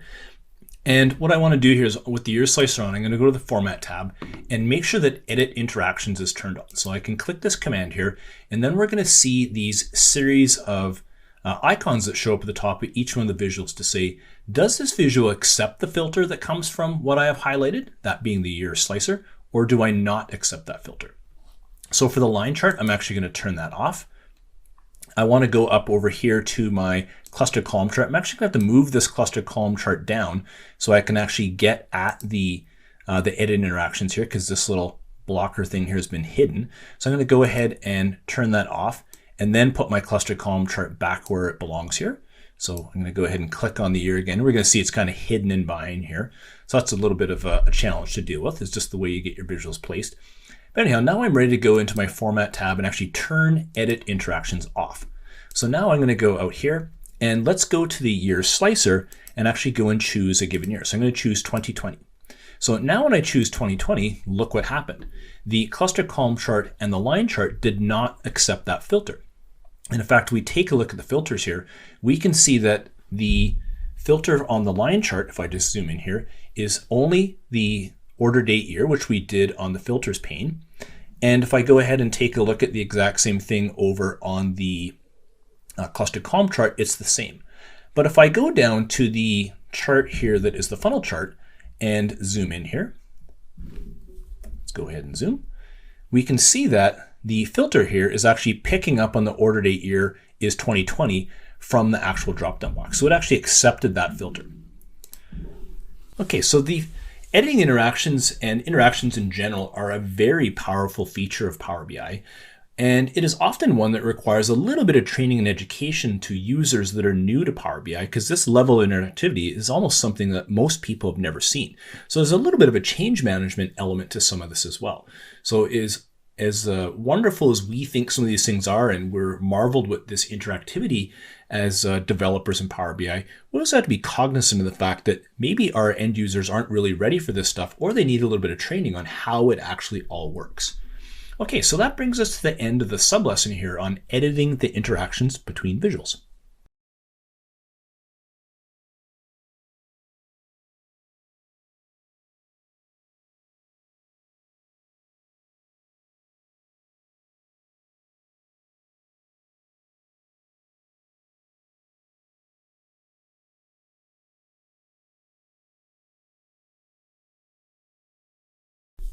In this sublesson, we're going to talk about what I think is one of the most powerful features in Power BI, but sometimes the most often underutilized.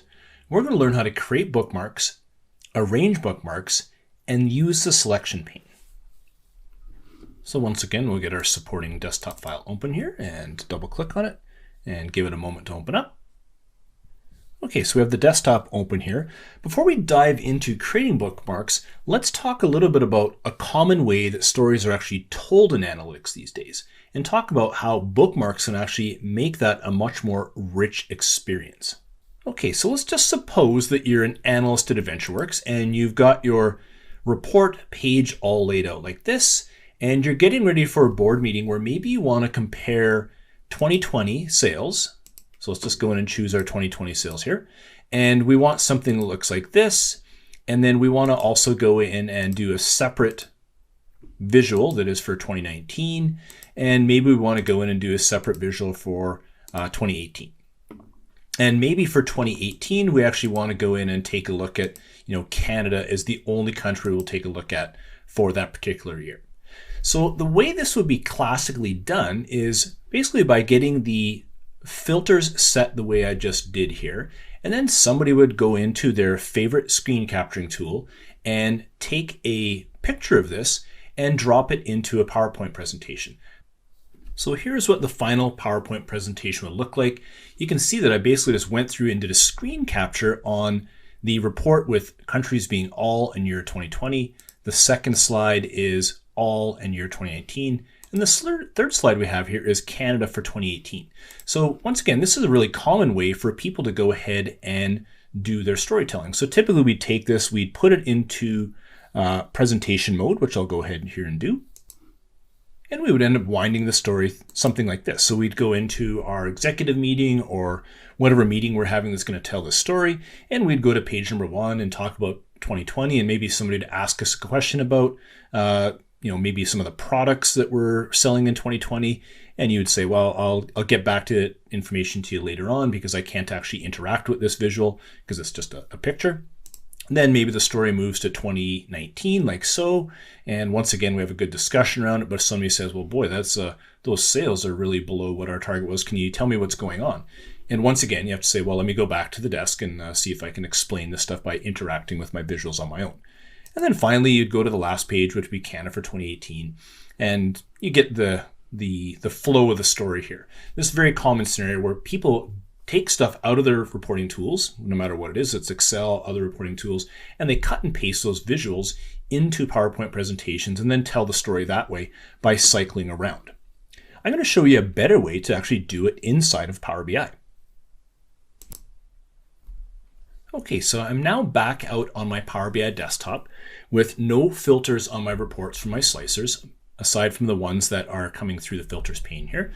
So let's go ahead and arrange this story using bookmarks. So the first thing that we're going to do here is we're going to go to our View tab, and I'm going to activate the bookmarks pane, and I'm actually going to activate the selection pane. So I'm going to bring both of these up at once.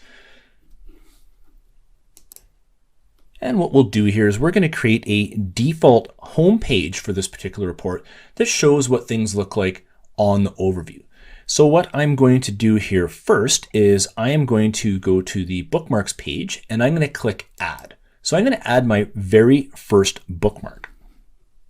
And what we're going to do here is we're just going to go ahead into the bookmarks pane. I'm going to click these ellipses here and I'm going to say rename. And I want to rename this to Performance Dashboard Home.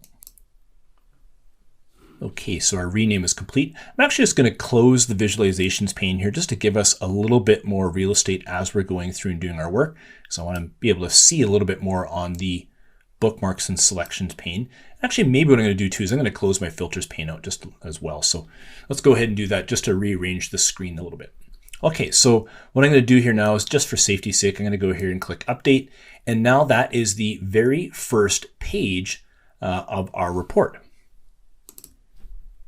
Okay, so what we're going to do next here is let's go ahead and filter this report down to 2020. So I'm going to go like this, go to 2020, get my view set up like so. And now what I'm going to do here is I'm going to add a brand new bookmark again. So I'm going to click on add. And I'm going to go through and name this one to 2020 sales. Okay, so I've got that one there. Now let's go ahead and we'll change this to 2019. And I'm going to once again click add. I'll go down here and say rename, and I'm going to call this 2019 sales view, like so. Go ahead and hit enter, and let's go ahead and make sure that is updated properly. Okay.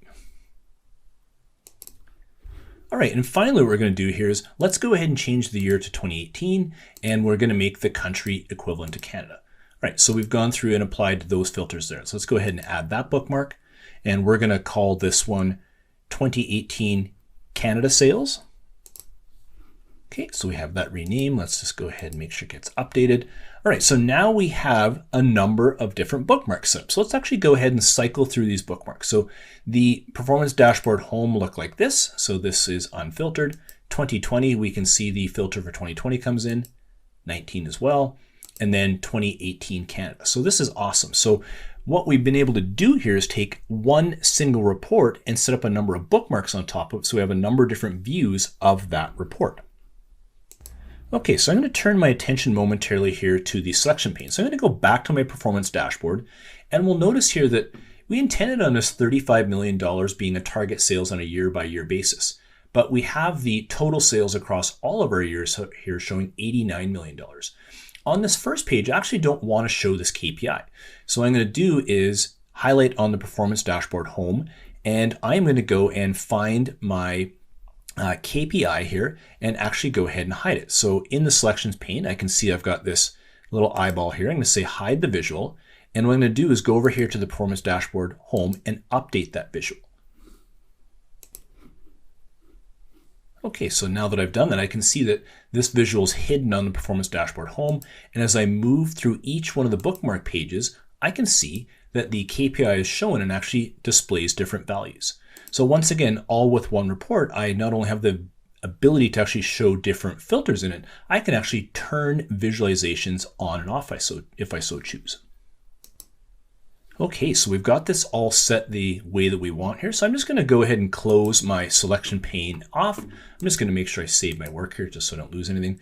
And now what we want to do here is let's actually go through and view the actual bookmarks. So I'm going to click this view button right here, and we're going to see is at the very bottom of the screen, we're going to get the play arrows back and forth. And this is going to start mimicking a PowerPoint presentation. So I can start off my meeting by saying, here's the performance dashboard overview. Let's next go to 2020. Now we're going to go to 2019 and go to 2018. So I can cycle through my information just like that, mimicking what would happen in that PowerPoint.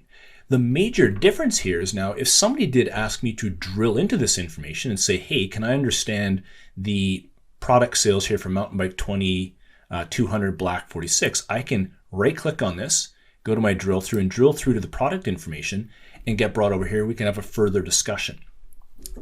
And this is really neat because we can go through and have that further discussion and perhaps then say, all right, well, let's go back to the 2019 sales view, and I can click on that. So I can get back to that view without having to click back bars and remove filters and stuff like that. I can quickly get back to where I want to be. So there is a bit of navigation and navigation with safety built into this if you know how to navigate to this properly. And that comes with a little bit of experience and usage here of the bookmarks and actually trying them out in production scenarios. So this is a really nice way to move away from the world of static PowerPoint presentations where you're presenting information to going ahead and arranging this in a story-like fashion using the bookmarks functionality inside of Power BI. Now, these bookmarks are built into the actual pbix file that we're going to store here. We will also show you a little bit later on, once we get in the service, how to create personal bookmarks up in the service as well. And this is really just scratching the tip of the iceberg for bookmarks. There's a lot more we can do with bookmarks in terms of really creating compelling stories for our users as we proceed down our Power BI journey. And that brings us to the end of this sublesson.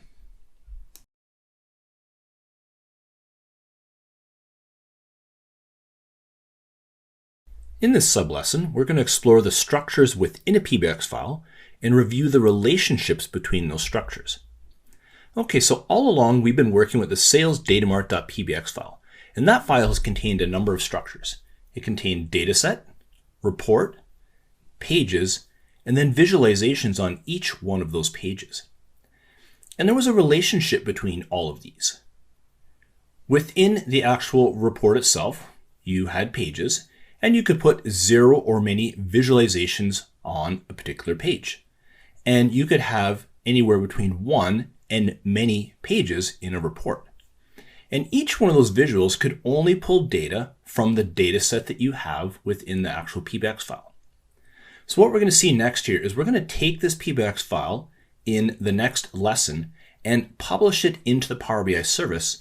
And we're going to see that the data set and report are actually broken apart from the pbix file during the publish process. Okay, so that's it for this particular sublesson right here. This was just a quick walkthrough of what the structures look like within a pbix file, how they relate together, so that when we get into the Power BI service, we have better context for how this was all built up.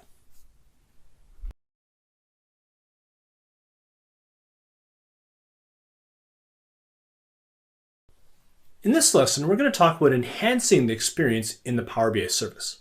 And the Power BI service is where we will distribute our work and ultimately people will consume reports, dashboards, and stories that we built for them. It's available through a web browser and the mobile app as well if you have it installed on your favorite mobile device. And here's where licensing becomes important. And if you recall, we introduced licensing back in lesson number 1. And if you forgot how licensing works, I would encourage you to actually go back and review that because it does become important in the discussion once we hit the Power BI service. But to quickly recap, to consume what's been shared with you, you need a pro license, or the content needs to be published to the Power BI premium capacity in which then you can get at it with a free license. So that's kind of the crux of all of it. But once again, if you are not familiar with this or have forgotten it, I would encourage you to go back to lesson 1 and review the sublesson on licensing. Okay, but let's not get too far ahead of ourselves right now. We want to talk about enhancing what we're going to deliver out first, and that's the topic of this lesson here. So what we're going to do in this lesson is first we're going to talk about publishing our work to my workspace. So what we're going to do is take our Power BI desktop, log into the Power BI service, and choose a workspace in which to actually publish our work. In this case here, we're going to publish our work into my workspace. We'll talk about that in the first sublesson. Then we're going to explore the Power BI service. So we're going to show you how to navigate around the Power BI service in general so that you can get comfortable with the lay of the land. Next, we're going to create a report or an additional report inside the Power BI service. We'll then move to build a dashboard and explain why you might want to build a dashboard and how you can only build dashboards in the Power BI service according to Power BI terminology. Then we'll look at exploring Power BI Mobile, which is a great way to distribute content for mobile workforces.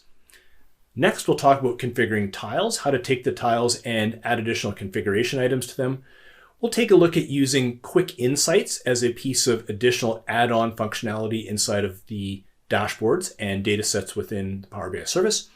Next, we're going to talk about setting up and enabling Q&A. So Q&A is a fantastic way to allow people to issue English-like queries to their data set and have Power BI bring results back to you. And you're going to find this an incredible piece of functionality within the Power BI service itself.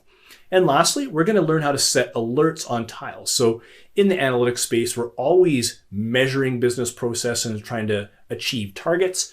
With the use of alerts, we can actually have Power BI let us know when certain boundaries have been crossed either above or below a certain target. So this is a great way for us to keep from having to go in and look at things on ourselves, or on our own, but I'll have the tool actually give that information back to you. So I like to say sometimes it's having the needle in the haystack delivered to you versus having to go find it on your own.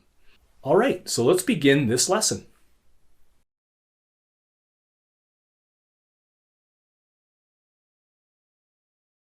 In this sublesson, we're going to review the Power BI high-level architecture. We'll talk about what My Workspace is, and then we're going to demo publishing to My Workspace. Okay, so first, the Power BI high-level architecture. So one of the first things we did on the Power BI desktop was to first connect into sources. So we pulled some data from Excel spreadsheets and text files that were on our machine. They were considered on-premise. And then we actually pulled some data from a website which contained population data. So into Power BI, we both ingested cloud sources and on-premise data sources. Next, what we did from there was we took that data, cleansed it up, and put it into a data model. We then enhanced that data model so that we could start building reporting on top of that data. And then in the previous lesson, we took all that data and built a series of visualizations and told a story on the subject matter that we want to tell a story on. So what we do next is once all that is complete and on-premise, we actually want to go ahead and share it. So we will then publish that work into the Power BI service so that we can view that information through a web browser. Once it's published in the Power BI service, almost instantaneously it's available for the Power BI mobile device as well, if you have the app installed on your phone. Next, what we want to talk about here is a piece that we're actually not building in this particular course here because it's beyond the scope of it, is the data gateway.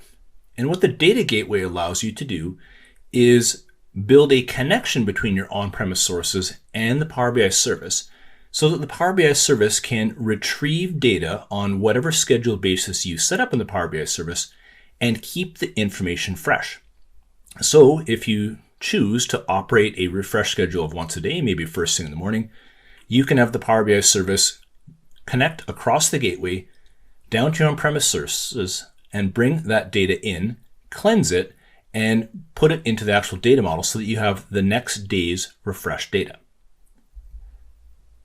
With cloud sources, you don't need to get that data gateway set up. It just makes that connection into the source in cloud. And finally, for completeness sake, we can actually take your sources, if you have the Power BI report server, ingest into the Power BI report server using the report server desktop, build visualizations, and publish that work within the Power BI report server, and everything stays on premise. Okay, so next what we're going to do here is we're actually going to go through the motions of showing what the publish process looks like. So keep in mind, we've been working with the sales datamart.pbix.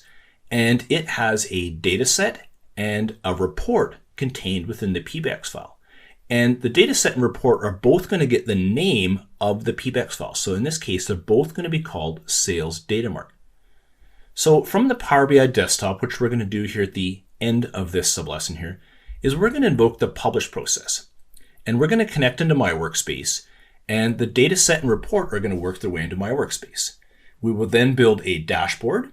We're going to build a second report so we can put its visualizations on the dashboard.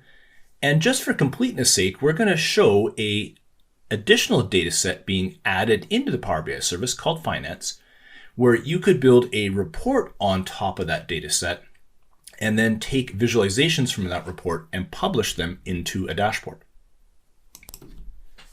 Okay, so I just want to explain this diagram just a little further here. So the significance of the dashboard on the right-hand side is the topic at hand here. So keeping in mind, one of the rules inside of Power BI is that a report can pull data from one and only one data set. So back in the Power BI desktop, we had a report which had multiple pages on it, and it all pulled from the sales datamart dataset. Now you didn't have to indicate what it was pulling from. All of it was contained within the pbix file. So the report was able just to pull from the dataset you had contained within. In the Power BI service, once we actually get our work in there, we can actually build a second report on top of the dataset. And then we can actually bring additional datasets into our Power BI service and build additional reports.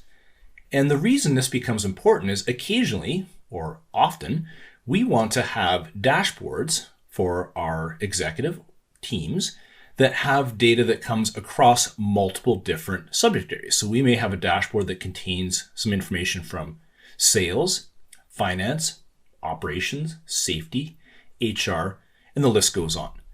And the only way to actually pull visualizations onto a single page across those multiple subject areas is to actually surface them through a dashboard. Because keeping in mind the rule of a report being able to pull from one and only one data set.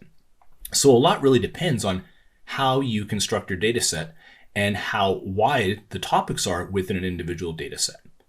But for now, let's keep this illustration nice and simple and have two data sets that have multiple reports, and then we use the dashboard to surface that information in one place. Okay, so next what we're going to do here is actually get ourselves into the Power BI desktop and set ourselves up for our publish. So per normal, I'm going to go into the file that supports this particular sublesson. So L0501 start. I'm just going to double click on that and wait a minute while the desktop actually opens. Okay, so we have our desktop file open. So let's just quickly take a look at the desktop file here and compare it to what we were just showing in the PowerPoint presentation. So at the very bottom of the page here, we can see that we have two pages in this one report. So we have an overview page and a product information page. So our single report, which is called Sales Data Mart -L05_01 start in this particular instance, contains two pages. Over here on the right-hand side in the fields, this is the actual data set. So once we actually take this work and publish it in the Power BI service, this will become the data set for us. Okay, so the next area that we're going to focus in on here is from the Home tab, there is a group here called Share. And this is where we're actually going to invoke the publish process from the Power BI desktop into the Power BI service. The first thing we're going to have to do here, though, is actually get signed in. So at the very top of the screen, I'm already signed in, but if you're not, you're going to see a link here that says sign in. And the reason we need to do that is we need to tell Power BI what tenant we're going to connect into. And then once we get connected into a tenant, and for example, my tenant is called iterationinsights.com.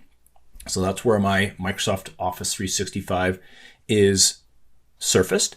So I will go ahead and publish my work into my individual tenant. And then the next question that is going to be asked is, what workspace do you actually want to publish this work into? Now, in this particular course here, we're going to publish into what is called My Workspace. So every individual that has Power BI access has an account or a workspace called My Workspace. So it's your personal sandbox for putting work in so that you can build things up and try things out on your own, and then ultimately go ahead and share things if you so choose. And that's what we're going to work on through the rest of this particular lesson. Okay, so what I'm going to show you here next year is I'm just going to get my Power BI service account open. So I'm going to open up a web browser and log into powerbi.com and get myself to my home page. So I'm just going to go ahead and get that set up. Okay, so on the screen, we can see that I am logged into my Iteration Insights tenant, and I am on my home page. So what we're going to do here is this area on the right-hand side right here. This is what's referred to as the navigation pane. So if I just highlight all that here, this is the navigation pane. And if we take a look a little further down the navigation pane, so down here, we're going to see this item here called Workspaces. So if I just go ahead and click on that, these are all the workspaces in which I can actually publish work into. The one we're going to focus in on here is the one called My Workspace at the top. Now, if you will notice on the navigation pane, I'm actually already in My Workspace, but I'm just going to go ahead and click that. Okay, so we can see that My Workspace is actually empty. But just to show you down the left-hand side here is if I look in My Workspace, there's a number of different places where items can be put. So we can see we've got a section here called Dashboards, Reports, Workbooks, and Data Sets. So when we actually go through and do this publish process momentarily, we're going to end up with a data set in here called Sales Data Mart. And we are also then going to end up with a report called Sales Data Mart as well. At this point in time, we're going to have no dashboards because we're not going to actually have to build that in the Power BI service itself. Okay, so what I'm going to do next here is in the GitHub files that we have provided, I actually now have a pbix file in here that is just called Sales Data Mart. So I want to get rid of the lesson and sublesson extensions off this file because this right here is going to end up turning into the report name and the data set name. So what we're going to do here now is actually get back down into the Power BI desktop. So I'm just going to get my desktop open here again, and I'm actually going to close the one off that we started up with. So I'm going to close that. Then I'm going to double click on the Sales Data Mart one and get it open, and we'll wait a moment. Okay, so now I have the pbix file open, and you're going to notice it's exactly the same content. So all I did was just rename the file to Sales Data Mart and just got rid of that extension we had on the end of it just to keep it nice and clean once we got into the actual Power BI service. Okay, so what we're going to do here, once again, you're going to need to get logged in, but the publish process is actually going to force you to do this anyhow. So what I'm going to do here is click the publish button, which we showed you momentarily. And what's going to happen here now is Power BI is going out and saying, okay, I've connected into this particular tenant. What workspaces can I actually publish work into, or what do you actually have permissions to? So after you've gone through the login process and you've saved your work, because it'll actually ask you to save your work as well, then what we're going to do is actually choose a workspace. So I'm going to go in here and type my workspace, or choose the my workspace one. What I'm going to do here next is click select. And now what is happening is the publish process is being invoked. So this pbix file is being broken apart into a data set and a report, and it's actually being pushed into the Power BI service. Okay, so there's a couple different ways that I can get into my work in the service now. I can actually click this link right here called opensalesdatamart.pbix. Let's just go ahead and just do that. So I'm going to click that, and we're going to notice that a new browser window is going to pop up.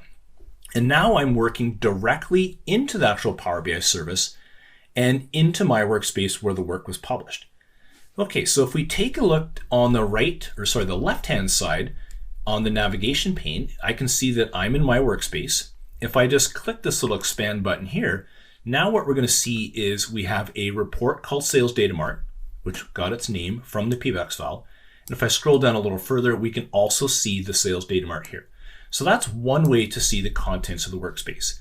I find a nicer way to see it, if you just want to see what's in it, is click on the My Workspace here, go to the very top of this and click My Workspace, and you're going to get a little nicer listing of what is actually in my workspace. So as we start building objects up, they're going to show up in here. We can see that I've got right now a report and a data set. Each of them is called Sales Data Mart. Once again, borrowing from that pbix file's name. And then when the data was last refreshed, I don't have any refresh cycles set up on this yet, so there is no next refresh. But this is a summary of what is in my workspace. Okay, so now that we actually have our work in the Power BI service, we will end this particular sublesson and then move into the next one, which is going to give us a tour of the Power BI service.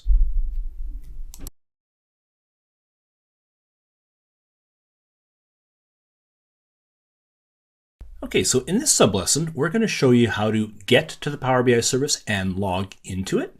And we'll also give you a brief tour on how to navigate the service.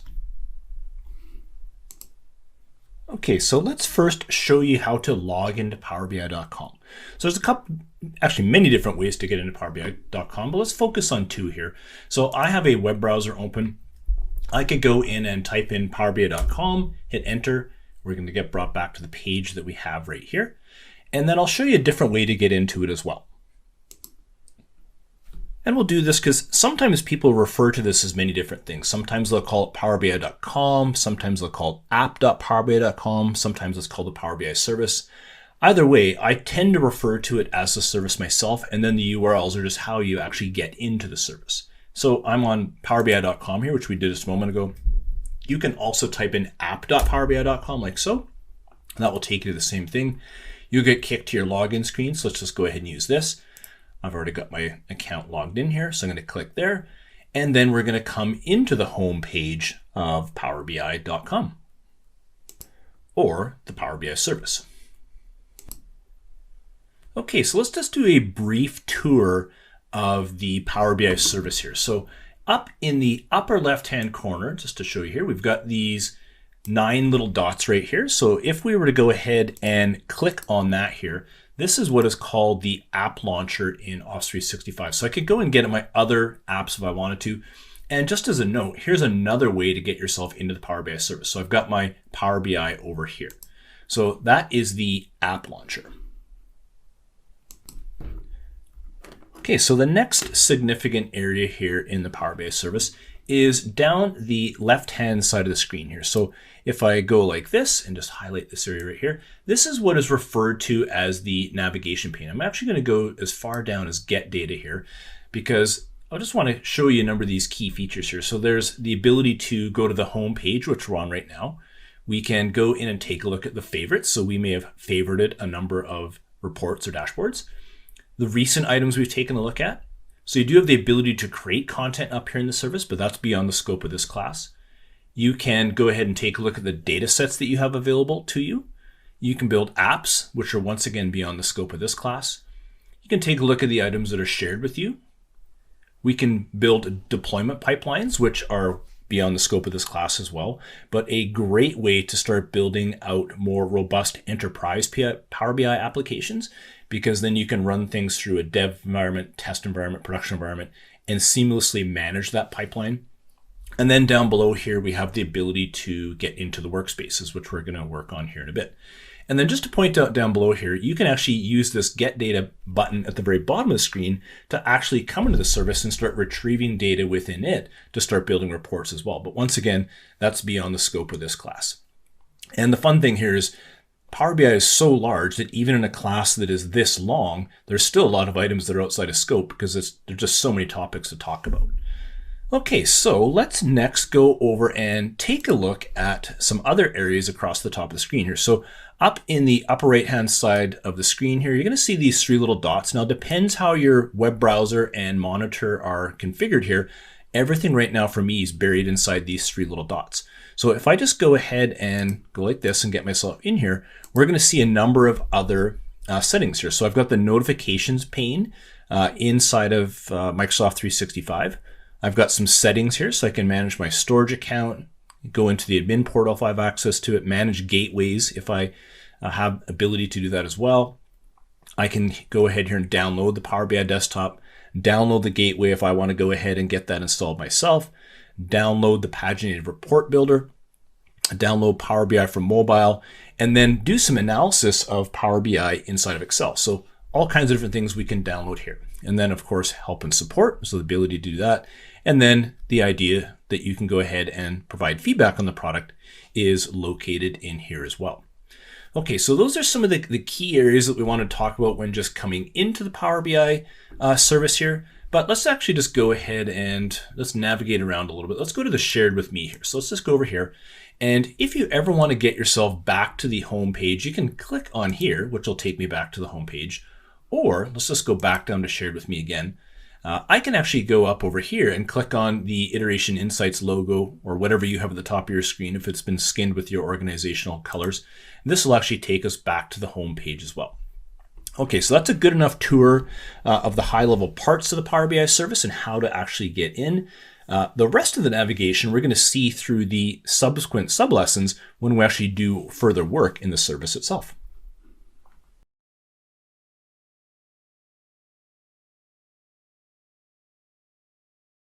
Okay, so in this sub-lesson, we're going to discuss why you might want to create a report in the service.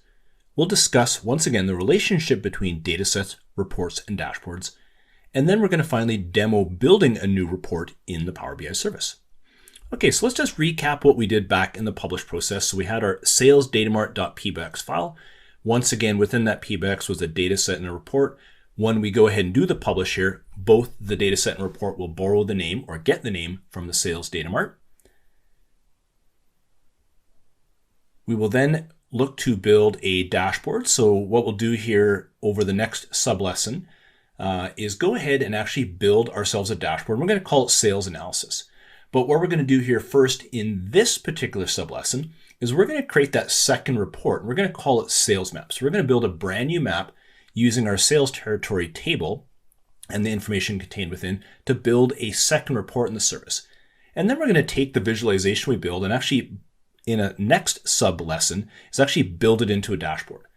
The two items that we're actually not going to build in any of these sub lessons are the data set for finance and that third report. But we just wanted to highlight once again that a report can only pull from one and only one data set. And if you needed to display information from multiple different subject areas and they were in different data sets, you would then need to create additional reports and then surface all that stuff in a single page called the dashboard in the actual dashboarding inside of Power BI. So let's go ahead and get ready to build ourselves our first report. Okay, so I'm back over in the Power BI service here now. So I'm on my home page. What I'm going to do here now is I'm actually going to click on my workspace. So I'm going to go over here and click workspaces, and I'm going to choose my workspace. What I'm going to get here is the report and data set that were published into the Power BI service. And what I want to do here is I'm actually going to click on the data set here. So I'm going to move over to data set right here and click on this. And what this is going to allow us to do is go to a screen where we can use this data set to build a report and additional visualizations. So what I'm going to do here is I'm going to click this Create from Scratch button, like so. And then we're going to get brought to the actual data set, and we can actually build an additional report on top of that data set. And if you take a look at the page here, it actually looks fairly similar to the Power BI desktop report view where you're actually going ahead and building reports. So we can see at the top of the screen here, we're building the report inside of my workspace. I'm just going to give myself a little more real estate here. I'm going to close the filters pane, and I'm actually going to collapse the navigation pane here. So I'm just going to click these three lines right here, and that's going to close the navigation pane up and give me a little bit more room to work with on this report. Okay, so what we're going to do here is we're actually going to go in and build a map. Okay, so let's go ahead and build our map visualization out. So what I'm going to do is go over to the visualizations pane here and just zoom in. And let's go ahead and choose the map. So that's this one right here. It's a little globe on a stand. If I go ahead and click that, I'll have a blank visualization. But I just want to first point out there's two other types of map in Power BI. So we got the filled map, and then down below here we have ArcGIS maps for Power BI. So I just want to go ahead and point that out. The one that we care about here is this filled map. So first I'm just going to zoom my way back out and then go ahead and click on the map there. We'll see an empty visual gets created on the screen. I'm just going to make that the size of the reporting canvas. And now what we want to do is start binding some data into that visual. So I'm going to open up sales territory table. I'm going to go to the country right here, and we'll notice country once again has that little globe next to it, which indicates that this has been categorized as a country. So if you recall back in the data modeling section, we went through and categorized the continent as a continent and country as a country, so the data model would know how to treat those things at report time. So I'm going to go ahead and drop country into location. We'll see a map gets drawn here. What I'm going to do here now is I see a bunch of little dots on these. So I'm just going to maybe zoom in on Europe here so I can see these dots that are sitting over top of United Kingdom, France, and Germany here. So what I'm going to do next is I'm actually going to go in and go to my product table and go to the product hierarchy and grab the category and drop it here into the legend. So once I do that, we'll notice the map repositions itself. And if I just zoom in on, let's just say the United Kingdom here, we'll see that we've got a pie chart here, and I can see that I've got United Kingdom, accessories, I've got clothing, and I've got bikes. So right now everything's evenly split because we don't know what the different proportions of sales are for each one of those regions. And you'll also notice that all the bubbles between the countries are exactly the same size. So what we're going to do next here is actually go to our sales table, and let's go and grab the total sales. So I'm going to take that and drag it down into size. So now we have a little bit more information on the visualization, and the bubbles have resized themselves. So let's just once again drill back into United Kingdom here, and we can see that on the United Kingdom we have United Kingdom bikes of $17 million, and we have these little slivers over here of clothing and accessories. So we can go through and drill into that information in a little bit more detail. You'll also notice here now that all the bubbles are sized relative to each other's sales. Okay, so that's all we're going to do on this particular visualization here. What we need to do next, we'd actually need to go ahead and save this. So let's go ahead and click Save, like so. And what we want to do here is it's actually going to ask us for a new report name. So I'm going to choose Sales Map, and I'm just going to go ahead and click Save.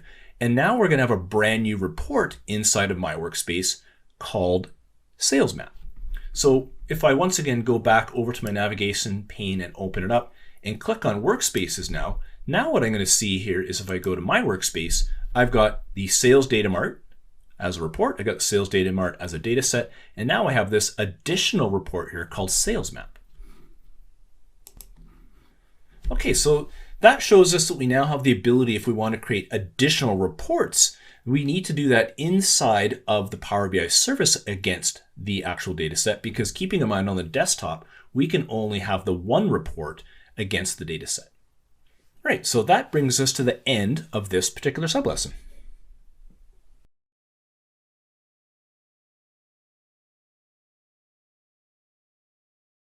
In this sublesson, we're going to discuss what a dashboard is. We'll discuss why you might want to create a dashboard in the service, and then we'll finish by demoing the build of a dashboard. Okay, so I have logged into my Power BI service, and I am in my workspace. And right now we can see that per the previous sublesson, we've got two reports now and one data set. So we've got the report that is called Sales Data Mart. We've got the data set called Sales Data Mart, and now we've got the additional report that we just created called Sales Map. So next what we want to do here is let's go about creating a new dashboard. So what I'm going to do here is just go to the very top here into my workspace, click that little drop down box, and what we're going to do is go down here and say dashboard. Okay, so we're going to create a brand new dashboard and we're going to give it a name. We are going to call it Sales Analysis. We're going to go ahead and go create, and it's going to create a blank dashboard for us. So we have nothing in this dashboard right now. What I'm going to do is on the left side of the screen here in the navigation pane is click the drop down box. We'll see that we have our new dashboard here called Sales Analysis, but now we need to start putting some content on it. All right, so the first thing we're going to do is then go to our report. So I'm going to go to the Sales Data Mart first and take a look at the report we have here. And what I want to do here first is I'm going to take the sales performance and pin it into the dashboard. So one thing to note here is the way that the visualization is configured at this point in time and how it's filtered will be how the visualization goes over onto the dashboard.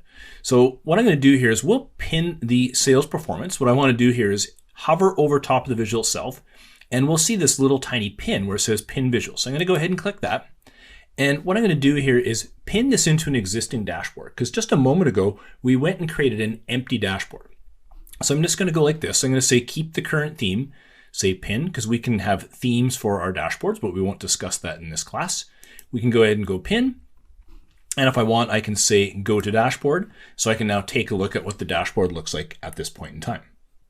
Okay, so what I'm going to do here next is I'm going to resize this tile here. So I'm just going to go to the bottom right-hand corner of the visual itself, and I'm going to start dragging this to resize it. So I'm going to go something like this here, and in behind the scenes, before we're going quicker, you can notice a gray background. So if I was to go ahead and drop the visual right now and let go of my mouse, it will snap back to that gray border. So if I want, I can go like this, because I want to reposition this a little bit and make it smaller. So I'll wait for the sizing to change here. There we go. So there's our one sizing change. And if I go ahead and drop it like that, we'll be like this for our visualization. Okay, so let's go ahead and grab another report tile from our Sales Data Mart report. So we are back over here. Let's go ahead and get our total sales by year. So maybe what I want to do here this time is I'm actually going to make it so this is the total sales by year for Mountain Bike 200 Black 42. So I'm just going to click on this, and we'll see the visualization has changed. Okay, so what I'm going to do here now is I'm going to click on the pin, like so, and say pin into an existing dashboard like that. Go to the dashboard. It will notice now the visualization still has the filter context from the report itself. So once again, we're going to go ahead and resize this like this. So let's just get it right like that. Perfect. Now, maybe not the most appealing visual here. We're going to leave it at this here for now, but let's go ahead in a subsequent lesson. We're going to go in and give the name or change the name of this dashboard when we configure the tile so we can reconcile it and say, here's exactly the information that's contained in here. Because it may be a little confusing to a user to look at this and say, well, why am I only seeing such small numbers here for 2020 and 2019 when I know that I've got much larger numbers over here? And that's because we filtered it down to a specific product. Okay, so next what I'm going to do is go back over to my Sales Data Mart report, and I'm going to grab the total sales versus target sales here. So what I'm going to do here is click the pin on this. Let's go ahead and pin that into our existing dashboard. And I'm not going to go to the dashboard this time. I'm going to go to the sales map, and we're going to pin this visual into our dashboard as well. So I'm just going to click the pin here and pin it into the existing dashboard, like so. And now I'm going to go to the dashboard now that I have all of my tiles here. Okay, so I have the dashboard looking the way I want now. So what we can do here is we can actually rearrange the tiles, so we can move these around if we want to by, let's just maybe swap these two around like this and move this over here. So if I want to do some moving around to the visuals, I can. And at this point, the dashboard is complete enough. What we want to show you here next is the following, and that is the Power BI mobile layout, and we'll do that in the next sublesson. So with that, that brings us to the end of this sublesson.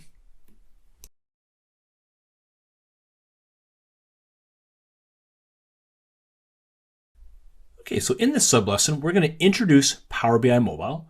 We'll discuss Power BI Mobile features, and we'll demo building for Power BI Mobile. All right, so let's just quickly review the Power BI high-level architecture first. So what we had done at the very beginning of this lesson is we took our work in the form of the pbix file and published it into the Power BI service using the publish process. Once the work was actually in the Power BI service, which was accessible through a web browser, it is almost instantaneously made available to the Power BI mobile app. So if you have the mobile app installed on a device, you can almost instantaneously get at that content. So some of the features of Power BI Mobile is that you're able to get at your apps. You can get into the workspaces that you've created. You can launch your dashboards and reports. You can view notifications and a few other things as well. But those are the key things that you can do on the mobile device. In a moment here, we're going to show you creating a dashboard that is optimized for a phone by getting into the mobile view in the actual service itself. And as a note, you can actually do this mobile configuration down in the desktop as well. Now, we didn't cover it in this course. Okay, so let's go ahead and get ourselves to our service account again. Okay, so what we're going to do is come back over to our dashboard, and on the edit command right here, I can click this drop down and I can go over here to mobile view, which is going to take us to a emulator view of what your report or dashboard in this case will look like on a mobile device. So I can go ahead here and rearrange the tiles if I want. Maybe there's some tiles like this to say this map one, I don't want it on the actual dashboard on the mobile device. I can click that pin there and it'll remove it from there. And then we can have our dashboard looking like this. I can go back here and actually click reset tiles, which is going to reset them back to the original size and order. And once I'm all finished that stuff, then I can actually head back out of the phone view over to the web view. So I can move out of this and back over to what the dashboard would look like for the web. Okay, so that's all we really wanted to show you in terms of things that you could do with Power BI Mobile in terms of doing some reconfiguration of the layout for the mobile device, showing you how to go about doing that, and also just kind of listing off some of the key features that are available within Power BI Mobile. And with that, we're at the end of this sublesson.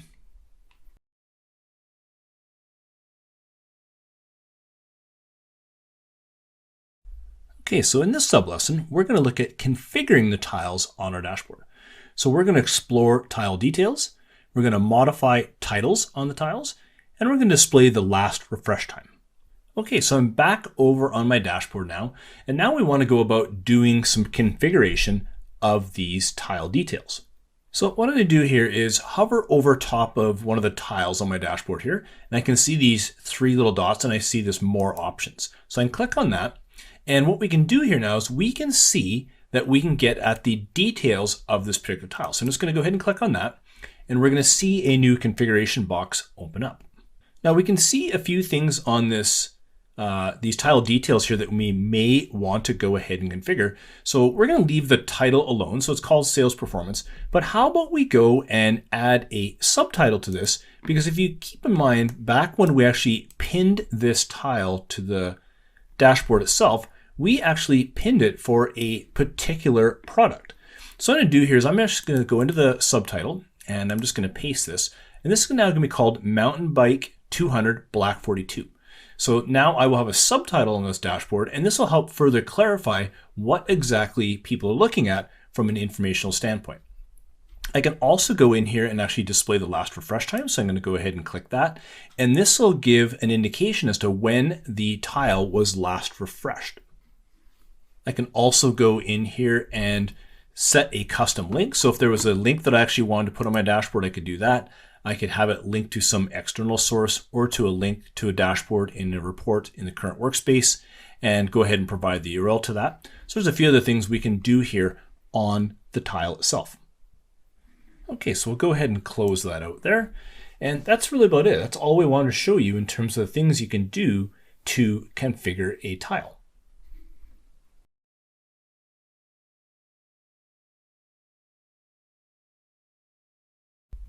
In this sublesson, we're going to discuss what Quick Insights is, where it can be run from, what algorithms are applied to generate insights, and we'll discuss some limitations. Okay, so we're back on the dashboard in the Power BI service. And first what we should do is discuss what Quick Insights is. So you can run Quick Insights against a data set or a specific tile to generate insights and interesting visualizations based on your data. And it can help spot patterns that you may not have otherwise found on your own. So I mentioned two things, where it can actually be run from. So in this demonstration here, we're going to run Quick Insights from a dashboard tile itself. So we're not going to run it yet, but I'll show you where it is. We can click these three little dots in the upper right-hand corner of a dashboard tile. And down below, we have this View Insights. So we can go ahead and run Quick Insights from here. And at this point in time, it's actually called Scoped Insights because it's scoped to this particular dashboard tile. So an additional place that we can go ahead and run our Quick Insights is from the data set itself. And that can be found over here in my workspace. If I just scroll down to the dataset section here, and on the three little dots right beside the sales data mart here, I can click on that, and up above, I can click this Get Insights, and insights will be generated against the entire data set. And this is referred to as Quick Insights. Okay, so let's go ahead and run Quick Insights, or the Scoped Insights, against the sales performance dashboard tile right here. So I'm going to go ahead and click these ellipses, go down to View Insights, click that button there, and then it's going to take a couple minutes to go ahead and generate those insights. Okay, so we see that we have the insights generated based on the tile that we chose here. So if we just scroll down the right-hand side of the screen here, we can see all the various insights that were generated for us. And it's up to us to really go through and take a look and see if any of these insights are truly something that we may not have spotted in our data on our own. So we can just comb through the items on the right-hand side. And if there's something that is of interest to us, we could go ahead and click the pin here and get that onto our dashboard. The other thing I want to point out here is the fact that the Quick Insights are taking advantage of the field names and table names from our data model. So once again, this is another area we want to really point out the work you put into the data model and coming up with good names that made sense and were descriptive are going to start paying dividends down the road. And here's where the down the road is, so that you can actually start understanding what is being generated much quicker versus having to look at cryptic names that aren't quite understandable. So self-documentation and good naming standards really start to pay off. Okay, so that is the Quick Insights piece. Let's just run and quickly take a look at the different algorithms that are run against our data set. Okay, so I'm right now over on the Microsoft Docs site, and I can go through here and see the different types of insights that are supported by Power BI. So if I just scroll down this page a little bit more here, we can take a look at all the different types of algorithms that actually run. So there's the category outliers top and bottom, change points in a time series, a correlation, low variance, majority major factors, outlines, overall trends in time series, and we can see the list goes on and on. So you can go through all these things just to see the various different types of insights that are actually run against our data site.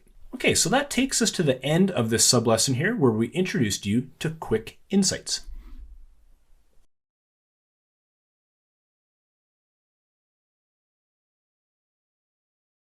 Okay, in this sublesson, we're going to discuss what Q&A is and is useful for. We're going to use Power BI Q&A to explore your data, and we're going to create a visual with Q&A. But first, let's go ahead and get ourselves back to the Power BI service and into the dashboard that we've been working with in previous sublessons. Okay, so we are back in the Power BI service, and I have the dashboard we've been working with previously open. And what we're going to do here is go ahead and take advantage of Q&A. And Q&A is a really useful piece of functionality in Power BI to allow people to query their data using English language in this case here. So what we're going to do is we can go into this section up above here. At the very top of the dashboard, you're going to see this thing here that says, ask a question about your data. So what we're going to do here is we're just going to put our cursor in there, and I'm just going to type in show. Let's do this properly here. Let's go show total sales. And as we can see, every time we type something out, a visualization is being drawn in behind the scenes. So here is my total sales unrestricted for our data set. But maybe I want to see this by product name, like so. Okay, so now a brand new visualization is drawn out. And Power BI is actually choosing what it feels is the best visualization to actually use based on the information you are typing in. And if we feel that there's a better visualization for it, we can just go ahead and type that in. So I can maybe say on a pie chart. If I feel like that was the best visual to go ahead and use, I could do that, although not really a good visual to use. But I just want to show you have the ability to go ahead and control the visualization itself. So let's just back up here so we can actually get to there. So once we have this here, we can actually take this visual and actually pin it into our dashboard if we wanted to. Like so, go ahead and do that. We can say into existing dashboard, go ahead and pin there. We won't go ahead and take a look at that because I want to talk about the Q&A piece here a little bit more first.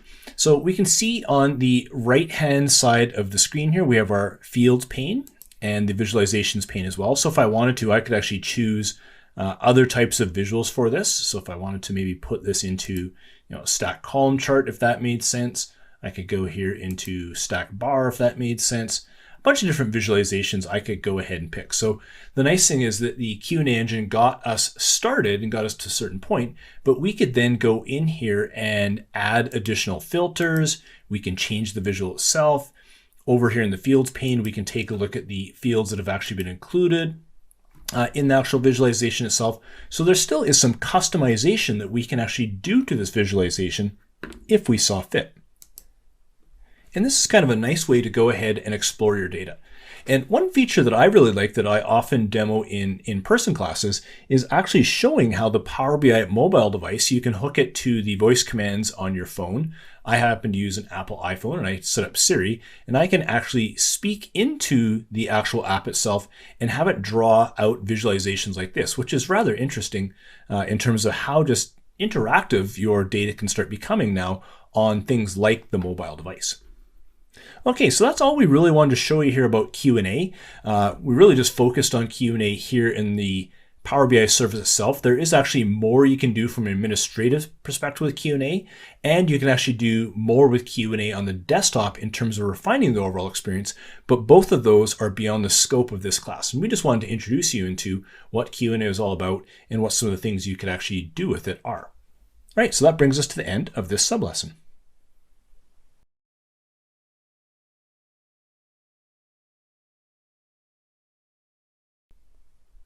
Okay, so in this sublesson, we're going to discuss what an alert is and why you might want to use one. We'll learn how to set alerts. We'll talk about receiving alerts, and then subsequent management of alerts. And then we're going to discuss some considerations and limitations. Okay, so we can see that we are on our sales analysis dashboard here. So what we're going to do is go ahead and take a look at first why we would want to set alert and what one is. So anytime we're doing analytics, we're generally always interested in whenever certain boundaries have been crossed. So either we've gone above a certain threshold or we've gone below a certain threshold, and then we want to take some action. So wouldn't it be nice if we had our tools set up so that we could be notified of when those activities actually happen versus having to go look for them ourselves? So this is where alerts come in. Okay, so let's go ahead and actually get an alert set. So what I'm going to do here is I'm going to go to the KPI tile, And at the very top right-hand side of the tile itself, there's 3 little dots. I'm just going to click this and say Manage Alerts. And then we're going to get our Manage Alerts dialog box that pops up. And we can see at this point in time, there are currently no alerts set. So let's go ahead and look to build an alert on this particular tile. So what I'm first going to do here is click on this Add Alert rule. And we can see right now that a default looks like it's been set for this alert. So if you keep in mind, when we built this particular KPI tile back on the desktop, we had set it up so that there was a target of $35 million. So let's go in here and actually set some stuff up for us here. We may or may not want this, but let's just go ahead and delete this. So I'm just going to go ahead and delete this rule because this isn't one that we want. And now let's go and click this Add Alert Rules. And once again, we're back in here. So it's always going to give us this default here. So let's go ahead and modify this here. So maybe we want to go ahead and set an alert up that says, whenever we go above $45 million, then we want to go ahead and have an alert set. So let's go ahead and do that. So first, let's go ahead and give this a title. So I'm going to say alert for total sales over 45 million. So let's just go over 45M, something like that, just so we have a good title on it. And then we can say whenever the total sales goes above $45 million, what do we want to do? All right, so those are the other configuration parameters we want to talk about here. So what we can do here is we can say there's a maximum notification frequency. So whenever the data set is refreshed, we can then have it alert us at most every 24 hours. So do we want to be notified every 24 hours or do we want at most once an hour? So just a reminder that alerts are only sent if your data actually changes. So if your data is only refreshed once a month, for example, and that refresh happens and you happen to go over top of this $45 million, you'll get the alert there, and then that's it. You won't get anything until that data set has been refreshed again or this notification frequency period has been tripped. Okay, so a couple other things you may want to do here with the alerts is to go ahead and tell Power BI where do you want to receive the notifications. So you will by default receive notifications on the service in Notification Center. So that is up here at the very top of the screen in these 3 little ellipses here where we've got this notifications. So I'm not going to click on that yet because I don't want to lose my dialog box here. So let's get ourselves back down to alerts. And then you can actually have an email be sent too. So you can either turn that off or on depending on what your preferences are. Okay, so that's good. So let's just go ahead and click Save and Close. All right, so now we have our alert set. So if our data set was to go ahead and get refreshed and we tripped that $45 million, then the alerting process would go ahead and kick off and send something into our notification center and actually send us an email as well, because that's how we had this all configured. So if I want to get back to the configuration alert, once again, I click on the 3 dots here. I go back to the Manage Alerts, and this time we're going to see that we actually have the title here, the alert for total sales over $45 million, which is the one we just created. And then I can go in here and reconfigure it if I want. I can go ahead and make it an inactive alert, save it, and then I can come back in here at a later date if I want to go ahead and re-enable it, is just open it up and say make it active again. So a few different things that we can go ahead and do with our alerts. Okay, so just some of the considerations and limitations that you need to understand about alerts is that alerts only work with numeric data types.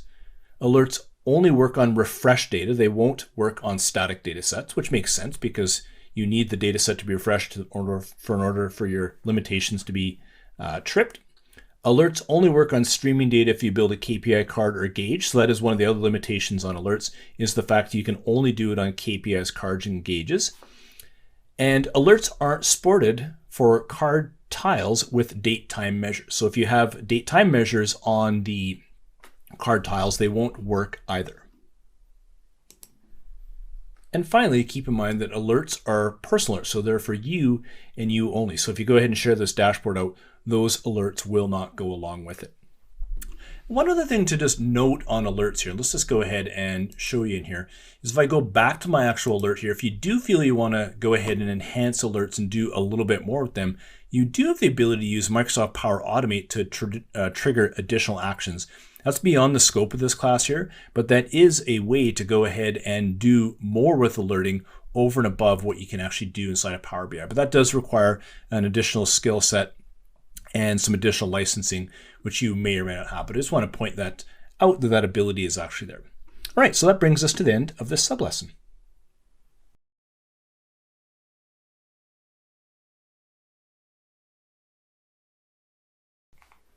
Welcome to lesson number 6, where we're going to discuss securing, sharing, and collaborating using the Power BI service. We will explore features that allow you to share content with users quickly and easily if licensing considerations are properly thought out. Long gone are the days, or they should be, of sharing by emailing files around. And once the content is shared, you can now collaborate and communicate directly at the source. These are some features I've dreamed of for years in the BI space, and now they're here and we will show you how to use them. There are also some incredible features that help you move away from old security methods of all or none, whereby you either had access to a report with all the data or you had access to none of it.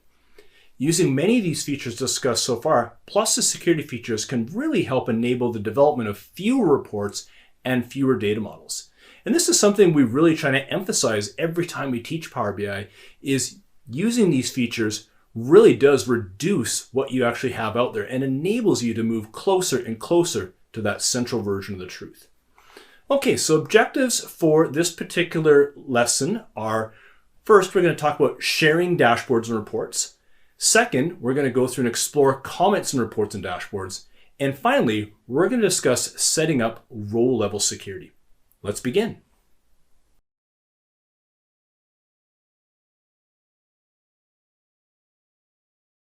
In this sublesson, we'll discuss considerations to make when preparing to share, and we're going to demonstrate how to share dashboards and reports. Okay, so to start with, sharing is one of the easiest ways to give people access to your dashboards and reports in the Power BI service. And you can share with people inside or outside of your organization. When you share a dashboard or report, the people you share it with can view it and interact with it, but they can't edit it. They can see the same data you see in the dashboard report and get access to the underlying data sets unless role level security has been applied to the data sets. So we're going to show you some things that you can do to actually go ahead and get that configured. And any coworkers you share with can also share with their coworkers if you allow them to. And once again, in the actual configuration box, we're going to show you how to go ahead and allow that or disallow that. And then people outside your organization can view and interact with the dashboard report, but they can't share it themselves. All right, so I think this is actually some of the nicer features of Power BI, is just how easy it is to distribute, share, and collaborate on your dashboards reports. So let's go ahead and show you how to go ahead and do this. Okay, so here in the actual dashboard, I'm going to click on this button at the very top of the dashboard here that says share. So I'm going to go ahead and do that. And we are going to get a dialog box that opens up that is going to allow us to go ahead and configure how we want to do the sharing. Okay, so let's go and talk about some of the configuration properties here. So here in the first box where it says grant access to, we can enter email addresses for individuals, distribution groups, or security groups, but we cannot share with dynamic distribution lists. We can share with people whose addresses are outside the organization, but you will see a warning when that actually comes up. You do have the ability to add in a message if you want, so this is completely optional to actually explain to users what they're actually getting. And then down below here, we can actually configure some additional things, which I was talking about earlier. So we can allow recipients to share your dashboard out. So if you want to allow them to go ahead and share beyond your initial share, you can go ahead and do that. I prefer not to have that on myself, so I typically like to turn that off, but that is completely up to you and your circumstances. And what we can do here, we can also go down and say, do we want to allow recipients to build new content on underlying data sets? Once again, I prefer that people don't do this type of stuff, so I like to turn those things off. I'm a little bit of a fan of governing and controlling the distribution of this information to my users. If there's somebody that really wants this dashboard, I'd like them to come to me so that I can then go ahead and share that out to them, so I'm aware that it's actually going on. And then if they do want additional content being built on top of things, once again, I'd rather they come to me so that I can make sure that they're interpreting and understanding the data best possible. But once again, every circumstance is unique. Okay, so let's actually go ahead and set this up. I'm actually going to send this to a colleague of mine here. So I'm just going to go in and choose Jared McKenzie here. He's one of my work colleagues. And also, let's go ahead and choose an external email address here as well. So I'm just going to go ahead and type one in just to show you the alert warning that we're going to get. And we'll see that when I go ahead and add the email addresses in here, one of them is within my domain, so I'm okay. And the other one is outside, so I actually get the warning message letting me know that's actually happening. Okay, so now I'm just going to click share. And we'll see that the success message comes up letting me know that we've shared this particular dashboard out. Okay, so now if I want to get in and revoke sharing, what I can do here is click on this share icon once again, and now I can come over here to the Access tab. And now I'm going to see that I am the owner of this dashboard, and I've actually allowed Jared McKenzie to read and reshare. So when I went in and actually got his permission set up, I allowed him to do the resharing here. So I can go over here and I can say, maybe he's just now a reader, so I can remove it so he can do the resharing. Or maybe I just want to remove the access completely, and I can go ahead and do that. So what I'm going to do here is I'm going to go through and answer the questions here. Okay, so I'm actually going to go ahead and turn all these things on because I want to remove everything from this particular user, even though I do get that warning. So I'm going to go remove access, and now Jared has been removed away from access to that particular report. Okay, so we've seen that's all set up here, so I'm just going to go ahead and close that. And then just as a note, once people actually have content shared with them, on the left-hand side in the navigation pane, you will see this area here called Shared with Me. So once they go ahead and click on that link and get access into it, they will be able to click on this and get access to all of the content that has been shared with them in the past. Okay, so actually quite a few really interesting things you can do here with sharing your information out. So let's actually go and show you where we can actually handle doing this on the actual report itself. So I showed you where to do it in the dashboard. So let's go over here to the report, and I can, at the very top of the report, click this share as well. So that will allow me to go ahead and share that report out. Or if you saw just a moment ago here in the actual My Workspace, when I hovered over top of the sales data mart, I actually had this share icon. So I can go ahead and click that and I'll get sent to the exact same dialog box. So all the same parameters that we mentioned around the dashboard hold true with the report. All right, so some very slick things you can do here with Power BI in terms of sharing and distribution. And that brings us to the end of this particular sublesson.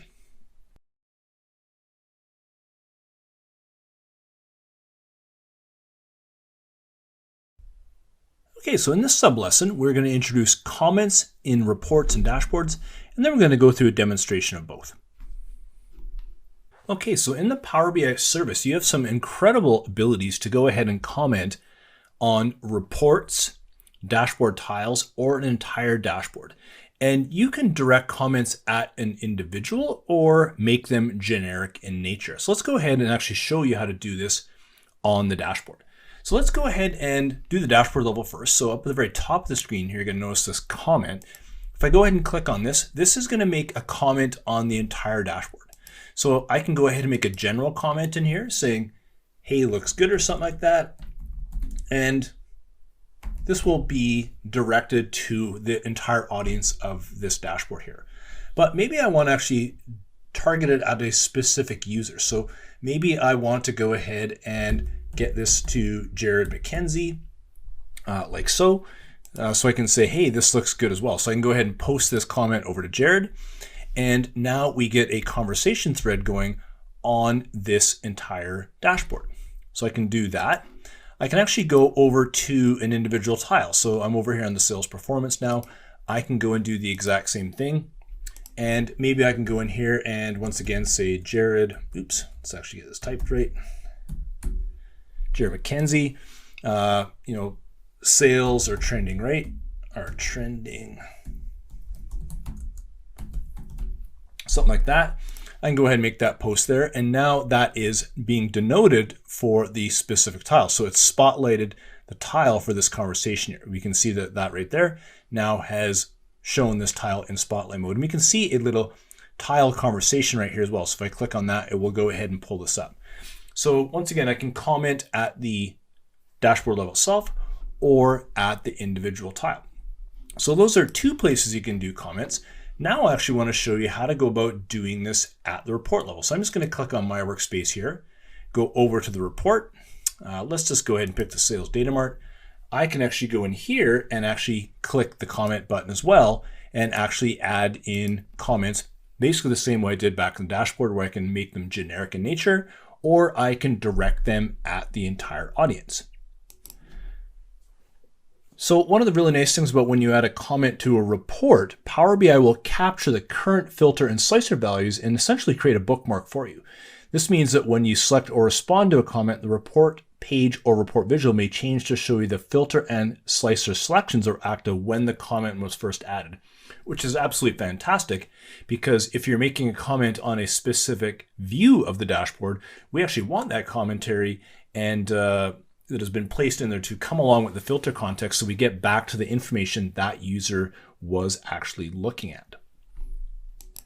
And some final notes about the commentary features here is, if you want to collaborate with others, you do need to have a Power BI Pro license to do this, or the content itself has to be hosted in Power BI Premium capacity. So always keep that in mind when we're doing work here in the service, is which license type do I have? And that was a discussion that we had way back in the very first lesson of the course.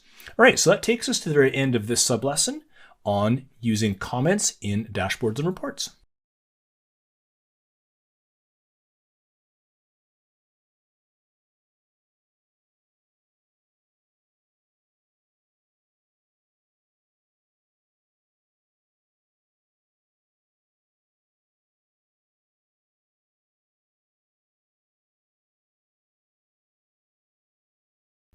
In this sub-lesson, we're going to introduce row-level security, we're going to demo setting up row-level security, and then we're going to discuss some next steps around row-level security. Okay, so quickly, let's first introduce what row-level security even is and why you'd want to go about using it. So what row-level security allows you to do is secure your data at the row level. So for example, what this means in our sales data mart is if we wanted certain people to only view United States information and certain people to only view information on Canada, we could go in and set up a role in the Power BI desktop that basically filters the data set down to United States or Canada, depending on which one of the roles you actually reside in. Now, this is a fantastic way to go ahead and manage your security, and is light years ahead of what people have had in other reporting tools and what you've even seen inside of Excel in the past, because this allows you to really start finely, grainily controlling your data in your actual data mart itself. So we go ahead and initially we'll set up some roles in the desktop. We will configure those roles with the necessary permissions using DAX. And once again, this is all done in the desktop. So we're going to get ourselves back into the desktop for the very last time. Once we're all complete setting up that, we then take that data set and pbix file and publish it into the service again. So we'll do a republish of our information. And then once we get into the service itself, we'll start adding people into those roles so that when they log in and are part one of the roles, let's say United States or Canada, they will only see the data that pertains to them. And once again, a lot of times what I've seen people do in the past with Excel spreadsheets is they would take the Excel spreadsheet to embed this type of security and just carve the Excel spreadsheet up into different spreadsheets based on their territory. So maybe one for Canada, one for United States, one for United Kingdom, and the rest of the territories. And that would be kind of the rudimentary way of doing things using Excel. But now inside of Power BI, we have ways to go ahead and once again create a single report and take advantage of security on top of that.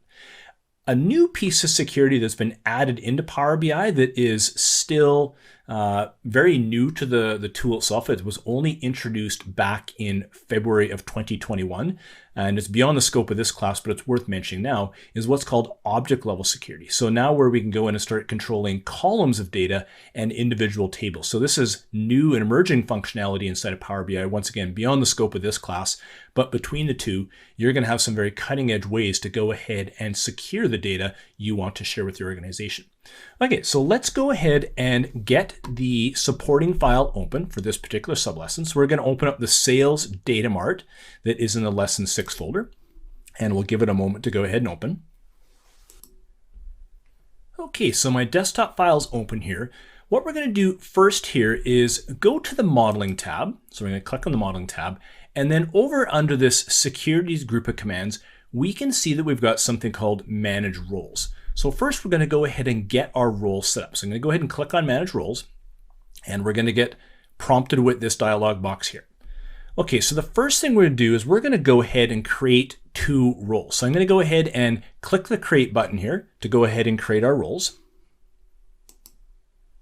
Okay, so we're going to go ahead and create our 2 roles. So I'm going to create one called EU and UK Manager here. So I'm going to go like this. I'll go ahead and create that one. And then I'm also going to go ahead and create a role called Pacific Manager. So I'm going to go in here, type in Pacific Manager, click on Create. Okay, so we have our 2 roles here. Oops, I actually got one too many here. So I'm just going to go ahead and delete that one there. Go ahead and say yes. And now what we need to do is go into each one of these roles and actually configure them with the necessary filters. So we've got the EU and UK Manager role set up. I'm going to go down to the table side here and click on Sales Territories. So what I'm going to do here is take this piece of DAX code, like so, and drop it into the expression builder here. So what I'm going to do here is I'm going to click on this to verify this DAX expression to make sure it's correct, and it looks good. So now what will happen is if somebody logs in and they're part of the EU and UK Manager role, this filter will be applied to the data set so they can only see data from these 3 countries. Okay, so let's go to the Pacific Manager and do the exact same thing. So I'm going to take the sales territory region, drop that code in there, and looks like I did it in the wrong table. So I'm just going to back that out, go into sales territories and do the exact same thing. Once again, I'm going to check my syntax up here, make sure it's all good. Now my 2 roles have been set up. So I'm going to go ahead and click Save, and then we're going to go ahead and test these out. Okay, so what we want to do here to test these out is, once again, in the Modeling tab, I'm going to go back to the Security group, and I want to click on this View As. So I want to see what's visible to people with different security roles and permissions. So we're just going to mimic what this would look like if somebody actually logged in with one of these roles. So right now, keeping in mind you're a developer and you're going to test all this stuff out. So I'm going to go ahead and say, all right, let's run this report as if I'm the EU and UK Manager role. Go ahead and click OK. And what we're going to see here is that now the report changes itself. We can see it says at the top here, now viewing as the EU and UK Manager. And what we can see here is hidden in behind this drop-down box here is we can actually click on this here, and the only 3 countries that show up in the country drop-down box are the ones we have access to. So how is this working? So once again, this is a great way to recap the filter direction back down here in the data model. And over here in the sales territories, we essentially applied a filter right here to say that the EU and UK Manager can only see France, United Kingdom, and Germany. And once those filters are applied, it goes down into the sales table because the filters flows direction here and narrows the result set down to the data that that person can actually go ahead and see. So I'll go back over to the report. And now let's go ahead and we'll stop viewing as that manager. Let's go ahead and take a look at the Pacific Manager, click OK. And now we're viewing as the Pacific Manager. If I click that drop-down box, once again, we're going to see Australia, and the data is reduced down to Australia. Okay, so that's great. We've got our roles set up on the desktop. We've verified that they're set up the way we want. Now what we need to do is actually get this into the actual Power BI service. So what I'm going to do here now is go back to my Home tab, and we're going to get ready to run the publish process. Okay, so what I want to do here is I want to stop viewing as that role and get ourselves back to the default state. Once again, a reminder that the way that the report is set right here with these filters here, that's how the report's going to be published, and it'll keep those filters as its default view. Okay, so we're going to go ahead and click the publish button here to get this into the Power BI service. Once again, it's going to remind me to go ahead and save my work before I go ahead and do that. It's going to go ahead and push this data set into a workspace. I first have to choose the workspace I want to go into. My workspace is where it's going to go. Click select. We are going to be prompted here with a warning saying this is going to replace a data set and may impact 2 reports and 1 dashboard. So if I want, I can actually go and view the impact of this change in the Power BI service itself. And I know things are going to be fine here. So I'm just going to go ahead and say replace. So I'm going to go ahead and push that information up into the service, and we'll go ahead and give it a moment here. And we can see that the publish process was successful. So now I'm going to go ahead and get myself into the Power BI service. Once again, a couple different ways to go about doing it. We can actually click on this open salesmart.pbix, but I'm actually just going to go to my web browser. I'm going to say got it here. To close that off, I'm going to go into the web browser and open up my workspace. Okay, so I'm in my Power BI My Workspace, and now I can see I've got the the dashboard, report, and the data set here.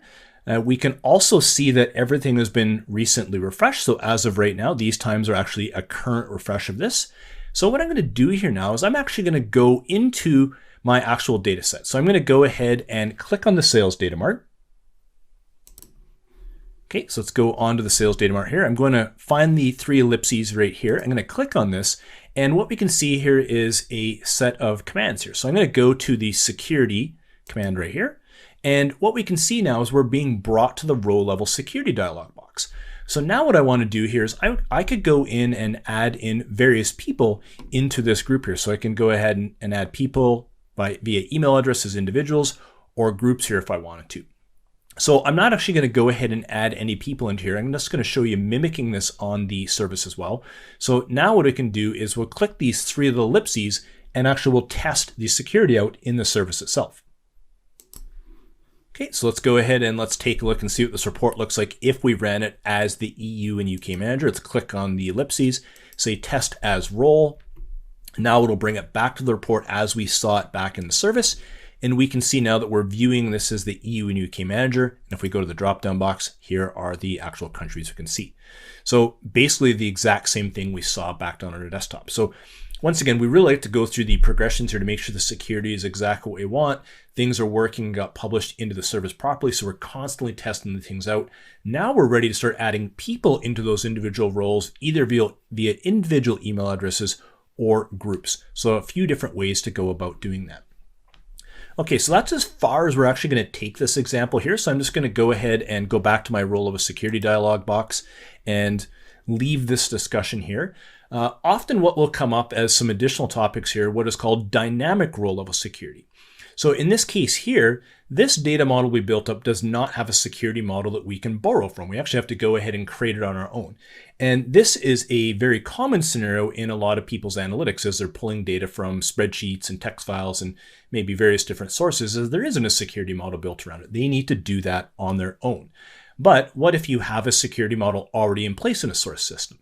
Then what you can do is take advantage of what's called dynamic role level security. Now that is beyond the scope of this class here, but I just wanted to leave you with that just in case you say, wait a minute, I've got a security model in a system that I want to go ahead and implement. Why would I go ahead and recreate that in Power BI? You can actually take advantage of that to go ahead and secure that.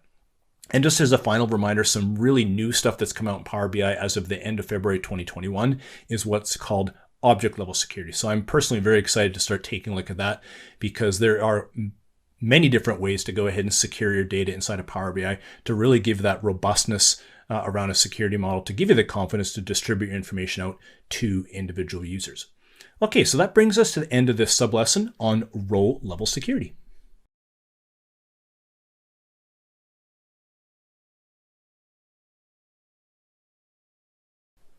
All right, so there you have it. Lots of content, lots of material. Hopefully we're able to give you a good sense of Power BI and its usage from front to back, from initial business question all the way to delivery of that information out onto a web browser or a mobile device or wherever your consumers happen to be. All right, so in lesson number 1, just to go through and do a recap, we got started with Power BI. We got you acquainted with the data analytics process flow, talked about the management information from front to back, and then the subsequent analysis that happens around managing business processes. Next in there, we talked a little bit about Power BI and how it fits over top of it and got you comfortable with some of the terminology and tools in the Power BI ecosystem. We talked a little bit about Power BI licensing and then got you all set up for the actual demos and exercises we went through the lessons.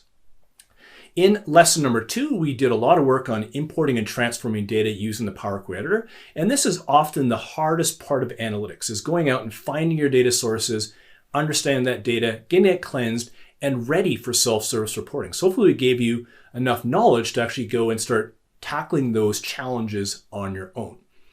After we did that, we went into lesson number 3, and the focus there was building out the data model and extending it to help support self-service reporting. So a lot of emphasis was put around making your model self-service consumable.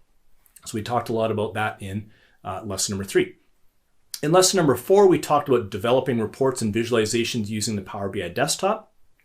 This is often where the rubber starts to hit the road and people really start to get excited about Power BI, is how we're actually going to take that data model that's report ready and start using it to satisfy the multitude of business questions that are going to come your way as an analyst.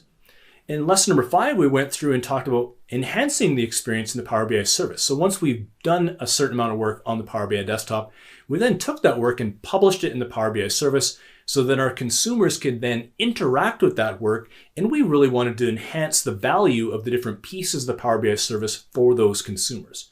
And lastly, what we did in lesson number 6 is we went through and talked about securing our data models. We talked about sharing and collaboration on our data models, and really extending, once again, the features and functions inside of Power BI to make it that complete analytic ecosystem where people can get at the information they want, interact with it, collaborate with each other, and ultimately answer those business questions that are pressing the growth of your individual businesses.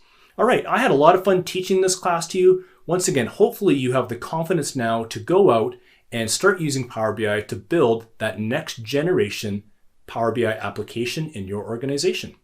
Thank you very much for joining us.